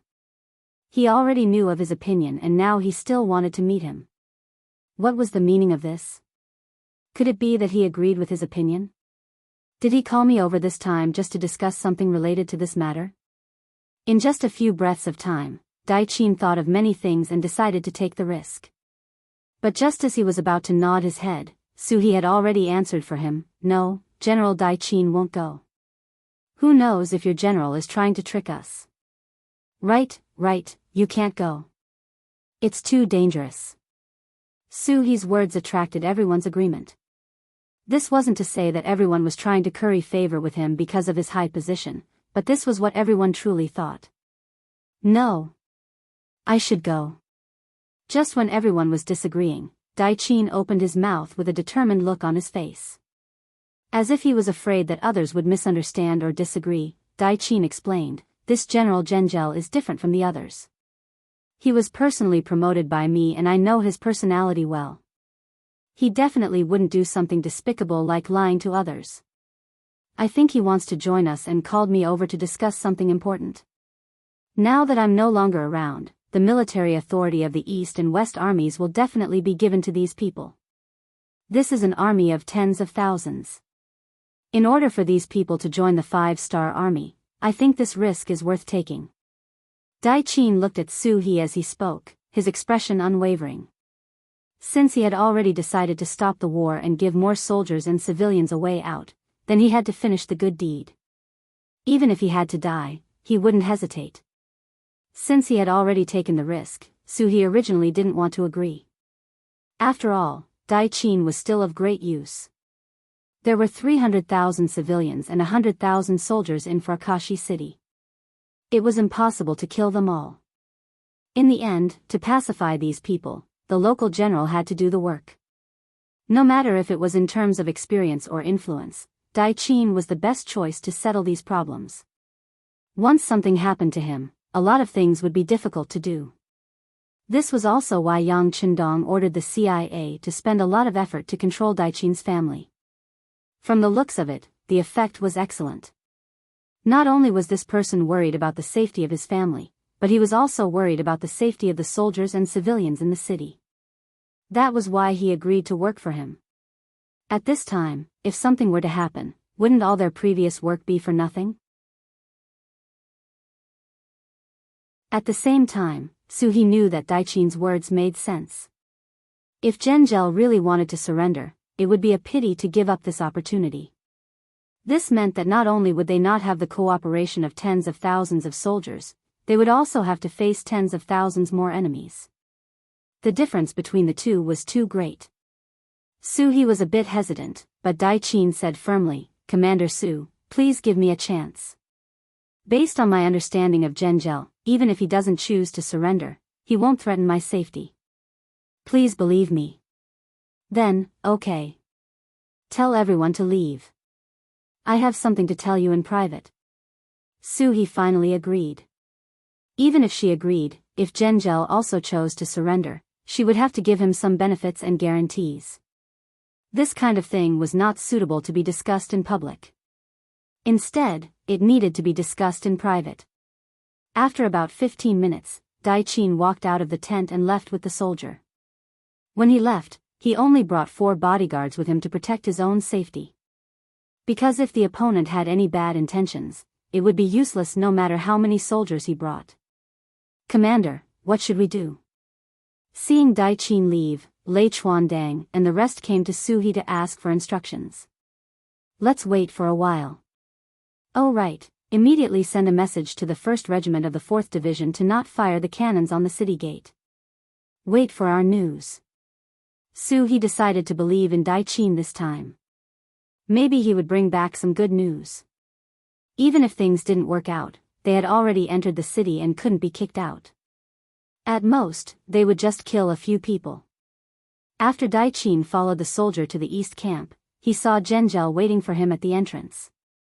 When he saw that Dai Qin not only came, but also only brought 4 soldiers with him, Zhengzhou's face revealed a trace of joy. When they came in front of him, he took the initiative to bow. Subordinate greets General. From Zhengzhou's greeting, one could see his attitude. To this, Dai Qin also said emotionally, "General, please rise." "Thank you, General." Zhengzhou immediately stood up and said sincerely, "General, please come into the tent for a chat." "Okay, lead the way." Dai Qin's body had already relaxed. If it was a blessing, it wouldn't be a disaster. If it was a disaster, it couldn't be avoided. Very quickly, the 2 of them entered the tent. When there were only the 2 of them in the tent, Zhengzhou knelt on the ground. "General, I didn't think that you would really come, and only bring 4 soldiers with you. Your trust in me makes me feel ashamed and touched. Quickly get up. Speaking of which, I was the one who promoted you. I think I know you well. Speak, this time you brought me here, do you have something to say?" At this moment, Dai Qin had already made up his mind. If the other party really wanted to harm him, there was no need for him to kneel now. Dai Qin went straight to the point. Zhengzhou, who got up, didn't say anything. It was obvious that he was still thinking about how to start. After waiting for a while, Zhengzhou still didn't speak. Dai Qin knew that he had to say something to increase the stakes. He said, "Okay, if you have something to say, then say it quickly. To be honest, the 5-star army didn't agree to you coming here. If you don't go back for a long time, I'm afraid that something will happen. At that time, it will be very bad for you." Zhengzhou, who was still hesitating, didn't dare to hesitate anymore. He opened his mouth and said, "General, did the 5-star army really enter the city?" Finally, they came to the main topic. Dai Qin didn't hide anything and said, "That's right. They destroyed the 100,000 Kazakh cavalry and disguised themselves as them to enter the city. Now, they have already taken over the south gate. We can't beat them away. What? The 100,000 Kazakh army was defeated? It was the first time he heard this news. After hearing it, Genjil's face changed. Speaking of which, the 100,000 reinforcements were the hope of Turpan turning the situation around. He didn't think that even this hope would be destroyed. It seemed that he didn't have any other choice. Yes, I've already seen General Kelly. Think about it, even he has become a captive of the 5-star army. The fate of the 100,000 reinforcements can be imagined. Dai Qin nodded his head heavily, giving a clear answer on this point. After knowing the truth, Genjil knew that the situation had changed. He was even more glad for his decision. Of course, he was also grateful to Dai Qin. He originally thought that if he sent out an invitation, Dai Qin wouldn't dare to come. If that was the case, then he didn't have any other choice. The only thing he could do was to listen to the king's orders and send out troops. But now, since Dai Qin came, he obviously had another choice. General, what do you think I should do next? Although his question was a little vague, his words already expressed his thoughts. Dai Qin was relieved after hearing it. Genjil, I've already reported your situation to the new army commander of the 5-star army. He arranged it like this. At this moment, Tushi was mobilizing troops in the west camp. Holding the military seal given by King Harden Barter, he now had control over 70,000 troops. Originally, he had an army of 160,000. Other than the 5,000 outside the north and south gates, 10,000 inside the city, and 70,000 in the east camp, the 70,000 in his hands were the most important. When he thought about having such an important military power, General Tushi was very happy. He thought that his chance to show off had come. The opportunity to lose the Battle of Ayla Mountain Pass would also appear. But what he didn't expect was that this happiness didn't last for too long. It was interrupted when a scout entered the tent and reported. General, the latest news, Genjil surrendered to the 5-star army and sent people to open the north gate. Right now, the 5-star army outside the north gate has already entered the city. A portion of the cavalry is already charging towards our west camp. The scout knelt on the ground and reported anxiously.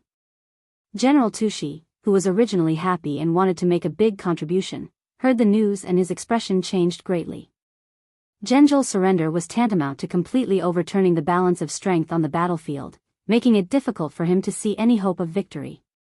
Now in Firlai City, the enemy had occupied 3 of the 4 cities. Only his west gate was still in his hands. He absolutely couldn't lose it. He couldn't afford to lose it. Like this, let the soldiers withdraw their forces and guard the gate. Don't worry about other places.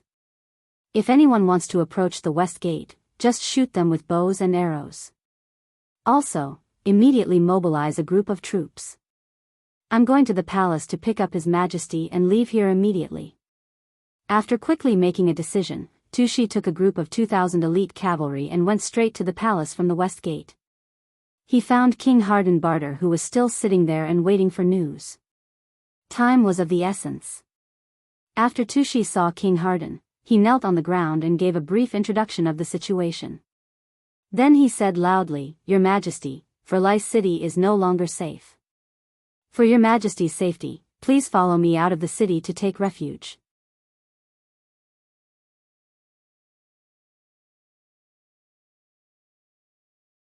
Chapter 1304. Genjil had also rebelled. This result struck Harden Barter like a bolt of lightning. His face was as black as the bottom of a pot. The feeling of being betrayed by his friends and family made him feel like a ball of fire was burning in his heart, and he wanted to vent it. Damn it, they all deserve to die. This king has treated them well. Why did they betray me? General Tushi, why do you think this happened? Harden Barter, who seemed to be a little neurotic, shouted for a long time. If it was any other time, in the face of the king's anger, Tushi could only kneel at the side and endure. But now, time waits for no one. He could tolerate the king's actions, but his enemies wouldn't. If he waited any longer, once the encirclement was completed, it would be impossible for him to escape. Tushi, who was kneeling on the ground, gritted his teeth and finally did something that shouldn't be done by a subject, but it was the most appropriate action. Come, lift His Majesty up and invite His Majesty out of the palace. This order made the cavalrymen who came with Tushi look at each other. They didn't dare to make any excessive moves in front of the crazy king. Instead, the palace guards approved of this order. They quickly rushed forward and lifted Harden Barter up and rushed out of the palace. Leaving with them were the concubines of the imperial harem, as well as several young princes and princesses. Half an hour after Tushi left, Commander Su He led a large number of cavalrymen to the temporary palace. But at this time, the palace was empty and the king was nowhere to be seen. After a careful search, other than some palace maids who were kneeling and trembling in fear, there wasn't a single member of the royal family. General Dai Qin shook his head regretfully. It seems that His Majesty has left first. Left? Su He shook his head and said in a very certain tone. They can't run away. Come, immediately interrogate these palace maids and ask them who took Harden Barter away. Faced with the fierce-looking, burly, and murderous new Third Army cavalry, the palace maids naturally answered all the questions. Soon, they told the story of Tushi's appearance here and taking the king away. This was within Su He's expectations. When he heard that the king left, but because he left in a hurry, he left all his belongings in the palace. He called the commander of the 2nd Cavalry Division, Bai Kai, and told him to send a large number of troops to guard the palace. He also reported this matter to Yang Chendong outside the city. Then he said to the commander of the 3rd Cavalry Division, Lei Chuandang, immediately lead the army to attack the West Gate. It's best if we can capture Harden Barter, but if we can't, we have to drive them out of the city. When they get out of the city, there will naturally be people to stop them. In this way, Chang Bo of the 4th Cavalry Division attacked from the South Gate, Lei Chuandang attacked from the palace to the West Gate, Zheng'er's surrendered troops attacked from the East Gate, and the 1st Regiment of the 4th Cavalry Division and the Far Eastern Army Cavalry Division attacked from the North Gate. At this point, apart from the West Gate, most of the city was occupied by the 5-Star Army. At the West Gate, Tushi forcefully took Harden Barter back to the barracks. At this time, the young king's emotions had also gradually calmed down. Although he still had some doubts in his heart, now was not the time to think about these things. What he had to do next was the most important thing. General Tushi, what do you plan to do next? After gradually calming down, Harden Barter looked at Tushi, who was the last important official by his side, and asked with a hopeful expression. Your Majesty, I have 2 suggestions. The first is to stay in the city and use Your Majesty's name to fuse with the army to resist. We should strive to regain the command of the city and drive the 5-Star Army out of the city. However, this is not easy to accomplish. The second is to immediately leave the city. Where there is life, there is hope. As long as Your Majesty is still here, you can shake your arm at any time and rebuild the mountains and rivers. As for where we should go, Your Majesty, please make the final decision. Tushi cupped his fist and said carefully. The first suggestion was definitely a good one. Once the 5-Star Army was chased out of the city, it would be equivalent to resolving a crisis. With the 300,000 citizens in the city, perhaps they would be able to use them to form an army with a decent number of soldiers. However, it was obvious that with Dai Qin and Zhenji's betrayal, and the 5-Star Army's cavalry entering the city, it would be quite difficult to do this. If they did not do it well, they would be trapped here. And from the looks of it, this possibility was very high. Although the second suggestion was to give up a large number of civilians and even soldiers, if they wanted to break out, they couldn't bring too many soldiers. Firstly, they needed to leave people to guard the West Gate. Secondly, if they had too many people, they would be a big target. The chances of them being discovered and caught would also be very high. In this way, it was equivalent to giving up too many things, which made one's heart ache. However, by doing this, they would be able to stay away from danger, and the chances of them rising would also be very high. After a moment of hesitation, Harden Barter was worthy of being an ambitious king. He quickly made the decision to leave the city like a gecko cutting off its tail. Let's leave the city. Just like the general said, where there is life, there is hope. How about this, you go and make the arrangements. We don't need to bring too many cavalrymen, only 5,000 elite cavalrymen will be enough. You also arrange for the other 3 groups of 2,000 cavalrymen to go out of the west gate with us. After that, we will go our separate ways to confuse the 5-star army's cavalrymen. Good, your majesty is wise. I will go and make the preparations. Tushi sighed at Hardenbarter's cleverness and immediately flattered him. Then, he went to make the preparations. This plan involved selecting soldiers and convincing some generals to stay here. The workload wasn't small. Tushi busied himself for a while and only managed to settle the matter after half an hour. When there were still some details to be completed, a piece of news came which made Tushi unable to sit still. He left the unfinished work and brought the selected 11,000 cavalrymen to Hardenbarter. Your Majesty, there's news from the periphery. A group of cavalrymen from the 5-star army has arrived at the western gate of the city. They're charging towards us right now. We need to leave immediately. Good, is everything done? Hardenbarter naturally knew that there was no time to lose. This time, he didn't go crazy and didn't ask pretentiously. Everything is done. Among the 11,000 cavalry, we will leave 5,000 of the most elite cavalry to protect your majesty. The remaining 6,000 cavalry will be divided into 3 groups to confuse the enemy. Tushi answered very happily. That's great. Let's go. General Tushi, this king didn't misjudge you. Once this king returns here in the future, there will be many benefits for you. At that time, your entire family will be proud of your choice today. At this moment, Hardenbarter, who could only rely on Tushi, immediately made a heavy promise. In response, a look of excitement flashed across Tushi's face. He knelt down and said, the Tushi clan is willing to go through fire and water for your majesty's safety. We are willing to risk our lives for the re-emergence of Tulyafan. Good, we will leave immediately. Hardenbarter laughed heartily. Although there were too many unexpected things this time, no matter what, as long as he could escape, there would be new hope. In this way, the rise of East Mountain wasn't impossible. At that time, he would retaliate against anyone who betrayed him by 10 times or even 100 times.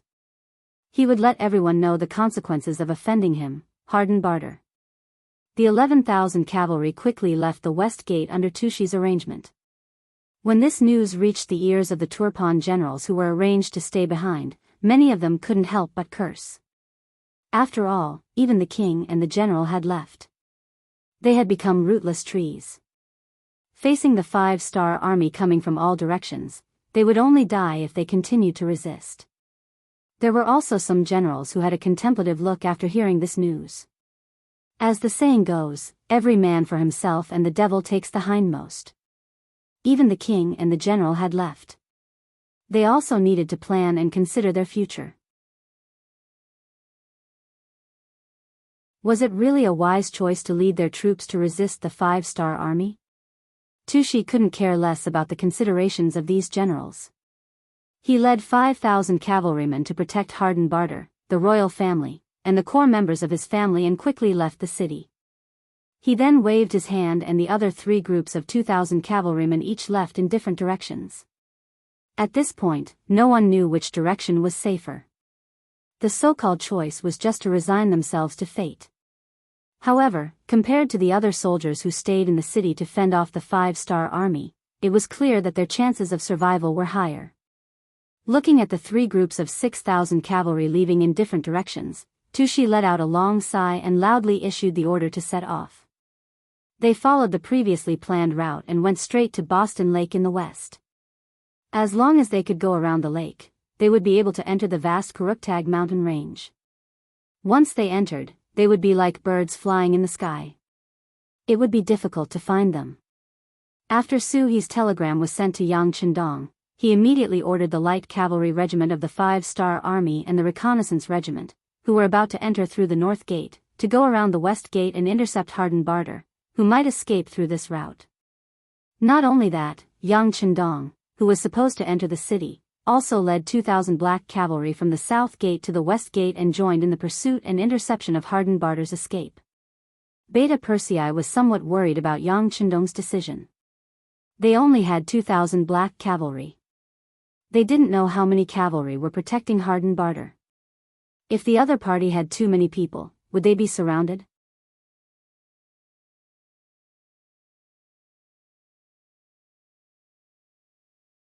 Chapter 1305. Beta Persei couldn't help but say to Yang Chendong, "Young master, we only have 2,000 cavalry. You can't get involved so easily." "Why? Don't you have confidence in the combat effectiveness of the black cavalry?" Yang Chendong looked sideways at Beta Persei.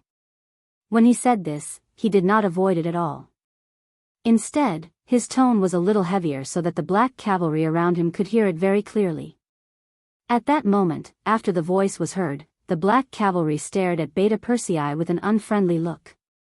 As Yang Chendong's personal guards, the black cavalry was an extremely arrogant existence. How could such an army tolerate being looked down upon and looked down upon by others?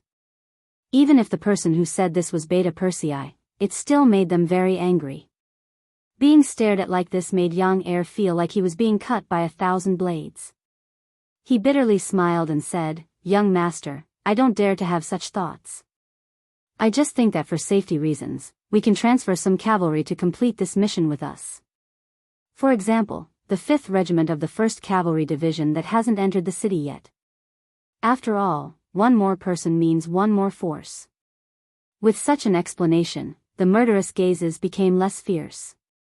Beta Persei could not help but wipe the cold sweat off his forehead. Just now, the momentum and pressure were so great that he almost couldn't bear it. Yang Chendong naturally understood Beta Persei and knew that this was also for his own safety. He thought that only transferring the 5th Regiment would not affect the overall situation and would not have any impact on cleaning up the city, so he nodded and agreed. "Well, go and arrange for Wang Shan to report. Black Cavalry, let's go. Let's go." The Black Cavalry shouted excitedly. After all, there was going to be a war soon, and those were all military merits. How could they not be excited? Just like that, when Hardenbarter sent out 3 feints to help him escape, Yang Chendong also arranged for 3 cavalry regiments to pursue. As for whether they could catch up or not, that would depend on luck. In the end, it was clear that Hardenbarter's luck was not good. After receiving the order, the scouting group, the light cavalry group, and the 5th World Cavalry Regiment found the 3 feint armies outside the west side of the city, a total of 6,000 cavalry. They easily killed over 1,000 people and learned that Hardenbarter had escaped with 5,000 cavalry. They reported this to Yang Chendong. The black cavalry's equipment was too heavy. In terms of speed, they were far slower than the other 3 cavalry units.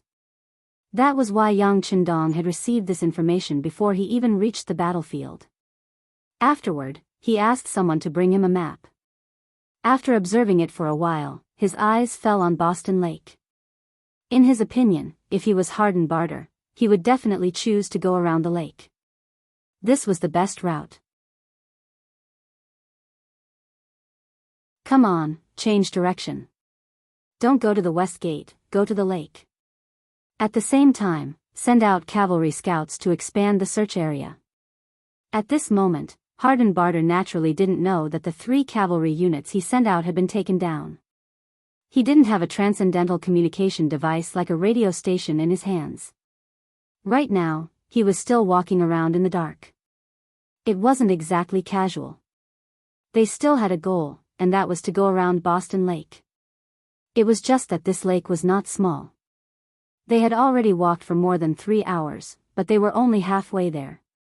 This was also because there were too many people holding them back. For example, the concubines of the royal family. They were women and weren't good at riding horses. At this moment, they were sitting in several carriages. Because of their presence, the speed of the team naturally slowed down. In this regard, Tushi was naturally anxious in his heart, but he didn't dare to say anything disrespectful. Not only were there concubines in the carriages, but there were also 3 little princes and 2 little princesses. They were existences that he couldn't afford to offend. The team walked like this, neither fast nor slow. But it seemed that good people were blessed by the heavens. They didn't encounter any enemies along the way. Seeing that the sky was already dark, they had already completed 4/5 of their goal of going around Boston Lake. It seemed that victory was in front of them.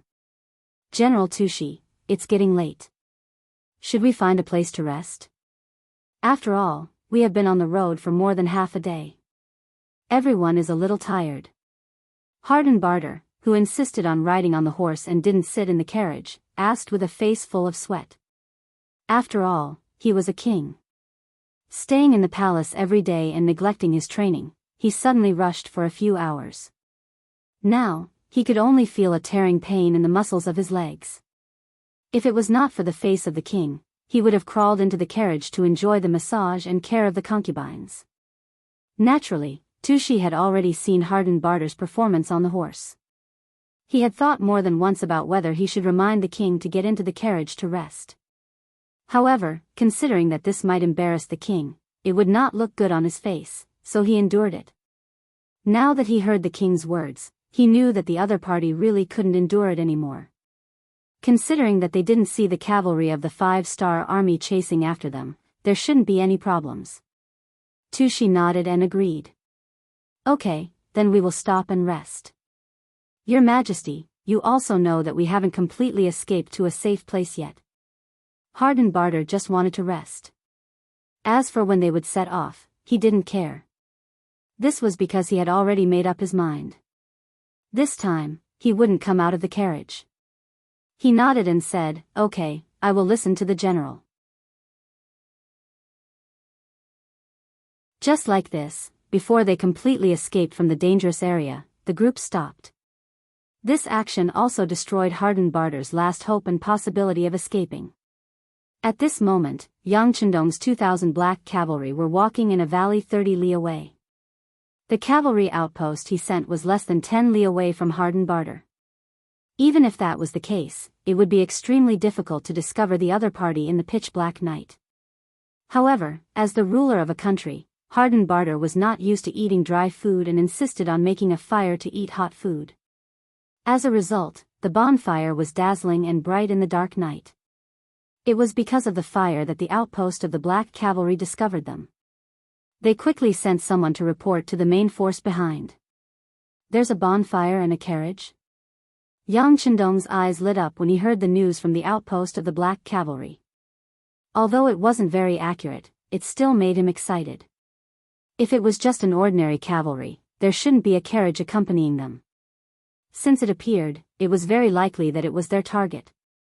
Considering that Harden Barter had sent a total of 3 feints and they had all fallen into his hands, the last remaining cavalry was very likely the final target. "Young master, this new discovery is very likely our target." Beta Persei's reaction wasn't slow. He thought for a while and smiled. "Yes, the possibility is very high. But whether it is or not, since we have encountered them, they can't escape. Pass down the order. 500 people in a group and surround them from all sides." Yang Chendong also smiled and gave the order. At that moment, First Captain Xiao Vi was in a group, Second Captain Dao Shao was in a group, Beta Persei was in a group, and Yang Chendong was in a group with Deputy Captain Ba Dao Jiang in a group. The 2,000 black cavalry split into 4 groups and headed straight for the lakeside, forming an encirclement that wrapped around Harden Barter's end. The 2,000 well-trained black cavalry were not very fast. Since their target had stopped moving, they had too much time to surround him. Because they weren't fast, they didn't make the slightest sound when they moved. After a few hours, a red light appeared on the horizon. When the sky was about to brighten, they had completely surrounded Harden Barter. When the sky was about to brighten, General Tushi walked out of the barracks in a suit of armor. Then, there were continuous shouts. The 5,000 black cavalry got up one after another and began to prepare breakfast before leaving. But at this moment, a sentry on the periphery ran over in a panic and knelt in front of Tushi. General, something bad has happened, something bad has happened. Why are you so panicked?" Tushi's heart skipped a beat. For some reason, his heart began to beat faster, but in order to stabilize the morale of the army, he didn't show the slightest abnormality on his face. Although this calmness was concealed very well, it was soon completely destroyed by the sentry's next sentence. "General, we have been surrounded. There are cavalry outside, all cavalry." "What? What did you say? Where did the cavalry come from?" At this time, Tushi couldn't care less about the image of a general. He stretched out his arm and grabbed the sentry's neck. There was a trace of trembling in his voice. "General, this subordinate doesn't dare to lie to you. There are cavalry outside, and they are cavalry covered in black armor. They only reveal their eyes. They look very frightening, very frightening." The sentry's face was already pale with fright. He stammered, but in the end, he recounted the situation he knew. Covered in black armor, could it be the black cavalry? General Tushi, who was more knowledgeable than ordinary soldiers, trembled when he heard this. Then, there was an unconcealable fear in his eyes. If what the sentry said was true, then it would be difficult for them to escape this time even if they had wings. It was the black cavalry, the legendary strongest existence of the 5-star army. Their armor was impenetrable, and their blades were invincible. Every target targeted by them would be like being targeted by a pack of wolves. In the end, they would be torn apart without leaving behind any residue. When he thought of these terrifying consequences, although the weather was still very cold at dawn, Tushi's body was already covered in layers of hot sweat. Moreover, the sweat involuntarily dripped down from his forehead.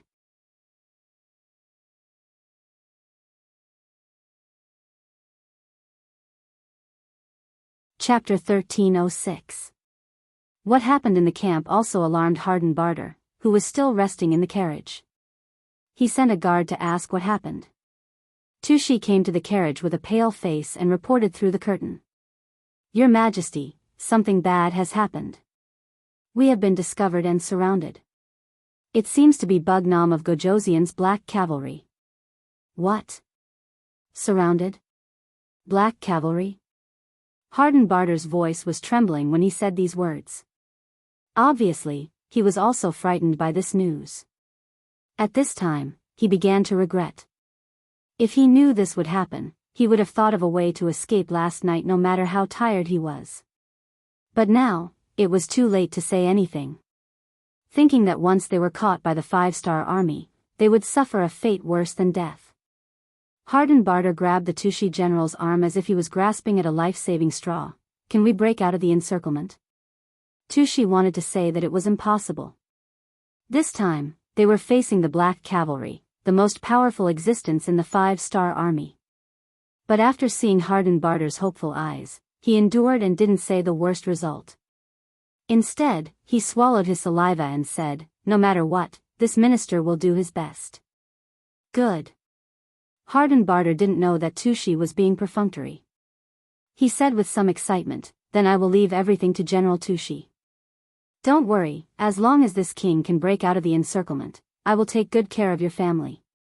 This was to let Tushi stay behind to cover the retreat. This also showed Harden Barter's selfish side. In his eyes, his own safety was always the most important. As for others, they could be sacrificed at any time. If the king wanted the minister to die, the minister had no choice but to die. Tushi had no other choice but to nod heavily. "Your Majesty, please rest assured, this minister will do his best to delay them." The next step was simple. Tushi led 3,000 cavalry to fight against 2,000 black cavalry. Under the protection of the remaining 2,000 cavalry, Harden Barter led a group of royal family members to break out of the encirclement, trying to kill their way out. As long as Harden Barter didn't die, the Turpan kingdom wouldn't be considered dead. There was still hope. The Black Knight Dragon Guards that were slowly approaching from the periphery did not immediately launch an attack. It was as if they were playing a game of eagle catching chicks, constantly shrinking the encirclement. The black cavalry was fully clad in black armor. Even their warhorses were covered in black armor. Only their eyes were exposed. They gave off a very eerie and terrifying feeling. The sky was already bright, and when their line of sight wasn't obstructed, the appearance of the invincible Black Army was a great deterrent to the Turkopan cavalry. Before the battle even began, many of the Turkmen cavalry were already worried. Would they be a match for the Black cavalry? The Tushi general also felt a chill in his heart and did not have the slightest bit of confidence. However, this was his duty. Even if he knew that he would die, he still had to give it a try. Everyone, get ready to charge. The enemy only has 1,000 cavalry. They don't have as many people as we do. Kill. The Tushi general felt that the morale of the army had been affected. He didn't dare to wait any longer. Otherwise, who knew how many people would dare to charge? He only hoped that with the advantage of numbers, he could delay the 5-star army. In this way, he could find an opportunity for the king to break out of the encirclement. Raise your guns. Just as the 3,000 Turkmen cavalry received the order to attack the 5-star army cavalry 2 miles away, Beta Persei, Qiu Vi, Dao Shao, and Ba Dao Jiang, the 4 captains, simultaneously issued the order to counterattack. Then, in the hands of the Black cavalry, each of them took out a Black Type 95 submachine gun. With the continuous development, especially under the guidance of Yang Qindong, and after taking out a large number of related books, the ammunition lathe in the arsenal of Crimson City was finally completed. Although the output was not very high due to various reasons, it could already produce 10,000 bullets a day. And with the completion of another lathe, this number would continue to increase. Yang Qindong also didn't need to rely on the ammunition box in the warehouse like before. He also didn't need to worry about whether the manually made bullets were qualified or not. Without any worries, the Black cavalry was the first to be issued the Type 95 submachine gun. Moreover, each soldier usually carried 5 submachine guns, which was a total of 150 bullets. In addition, their whole body was protected by iron armor. It could be said that they were invincible in both offense and defense. Only the 3,000 Turkmen cavalry were already scared out of their wits. They didn't have the slightest hint of fear. With the order to raise the guns, the muzzles immediately spat out tongues of fire towards the charging Turkmen cavalry. It was only a distance of 2 li. To the cavalry, it would only take a few seconds to cover the distance. However, these few seconds were like the difference between heaven and hell. The moment the gunshots rang out, the fate of the Turkmen cavalry was decided. Bam bam bam, bam bam bam, after the rapid fire switch was turned on, they didn't even need to aim.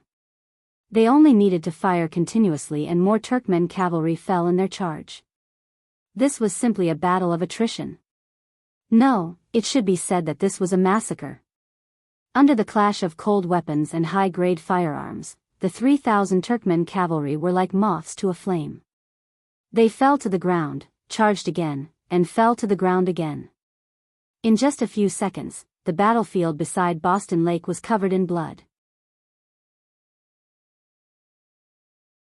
The ground was littered with the corpses of the cavalry. Among them was the Tushi general. The general, who still wanted to risk his life, was unfortunately hit by the first batch of bullets. Then, he was devoured by the endless sea of bullets. We surrender. There were still 1,000 Turkmen cavalry. When they saw so many of their comrades fall in the blink of an eye, their hearts finally collapsed. No one wanted to die, let alone die in such a meaningless charge. Immediately, those who were still alive jumped off their war horses, threw down the sabers in their hands, and knelt on the ground. It was a scene of black crows and crows. Yang Qindong, who had been watching this scene like a bystander, shook his head lightly. Everything was within his expectations. He waved his hand lightly and said to the second company leader, Dao Shao, I'll leave this place to you guys. The rest of you, continue the pursuit. Although they said they were going to continue the pursuit, they only ran for 5 stars and surrounded the Turfan group that was still moving slowly with more than a dozen carriages. When the gunshots rang out, the sound of firecrackers rang out continuously. Hardin Barter, who was sitting in the carriage, knew that it was over. He wasn't naive enough to think that someone would set off firecrackers here to welcome him. If that wasn't the case, then there was only one possibility. The sound just now wasn't firecrackers, but the sound of gunfire. He had long heard that the 5-star army possessed the most powerful firearms. He had also seen the power of the cannons. However, he did not expect that even the firearms were so powerful. Now that he was surrounded again, Hardenbarter, who had nowhere to go, finally walked out of the largest carriage. What he saw was a group of 5-star army cavalry in black clothes and black armor. On his side, most of the 2,000 cavalrymen who were protecting them had already dismounted. They threw down their weapons and obediently squatted on the ground. Only less than 200 cavalrymen and 5 palace guards were still standing with swords in their hands. They were dutiful and loyal, but looking at their trembling bodies and arms, it could be seen that they were quite afraid at this moment. 3,000 cavalrymen, they couldn't even hold on for a minute. If they didn't die, they would surrender. How long could they hold on for? The scene in front of him made Hardenbarter, who wanted to be tough, lose his confidence. When he saw Yang Chendong in the black cavalry, who was the only one wearing a golden battle robe, Hardenbarter suddenly knelt on the ground. Great Bugnam of Gojoseon, I surrender. In the end, Hardenbarter chose to surrender. Surrounded on all sides, he had no other choice. The battlefield suddenly became very quiet. Except for the sound of the wind from Boston Lake, no other sounds could be heard. Everyone's eyes fell on Yang Chendong, who was wearing a golden battle robe, waiting for the king's decision. Yang Chendong didn't disappoint everyone. He quickly said, surrender? You don't deserve it. Ah! These words were like a heavy hammer that smashed into Hardenbarter's heart. At this moment, his face was pale and his eyes were filled with endless fear. Why? Didn't you say that as long as I surrender, I will live? Why? Why? Yang Chendong coldly snorted and said with a cold expression, everyone only has one chance. Your father chose to surrender, but because you gave up this chance, hundreds of my generals died because of your fake surrender. Just based on this, you will definitely die. Where is Ba Daojiang? Subordinate is here. Ba Daojiang, who had been waiting for a long time, shouted and rode out. It was Ba Daojiang who had negotiated with King Shiza. Because of this, hundreds of Mongol soldiers were killed by arrows. Although Yang Chendong didn't mean to blame him for this matter, it had always been a knot in his heart. Now that he finally had a chance to take revenge, how could he let it go? He immediately stared at Hardenbarter, who was trembling like a sieve. He thought that as the king of a country, as long as he was willing to surrender, no one would refuse. However, Yang Chendong didn't feel at ease at all. At this moment, Hardenbarter, who was shrouded in death, felt his body turn cold. His face was pale as he stammered, no. You can't kill me. I am the king of Turpan. If you kill me, you will attract the curses and fear of others. This won't be good for your future unification. I have already surrendered. You can't kill me. You're tuning into the Carefree Valley YouTube channel. Don't forget to subscribe and join us on this journey to catch the most captivating stories.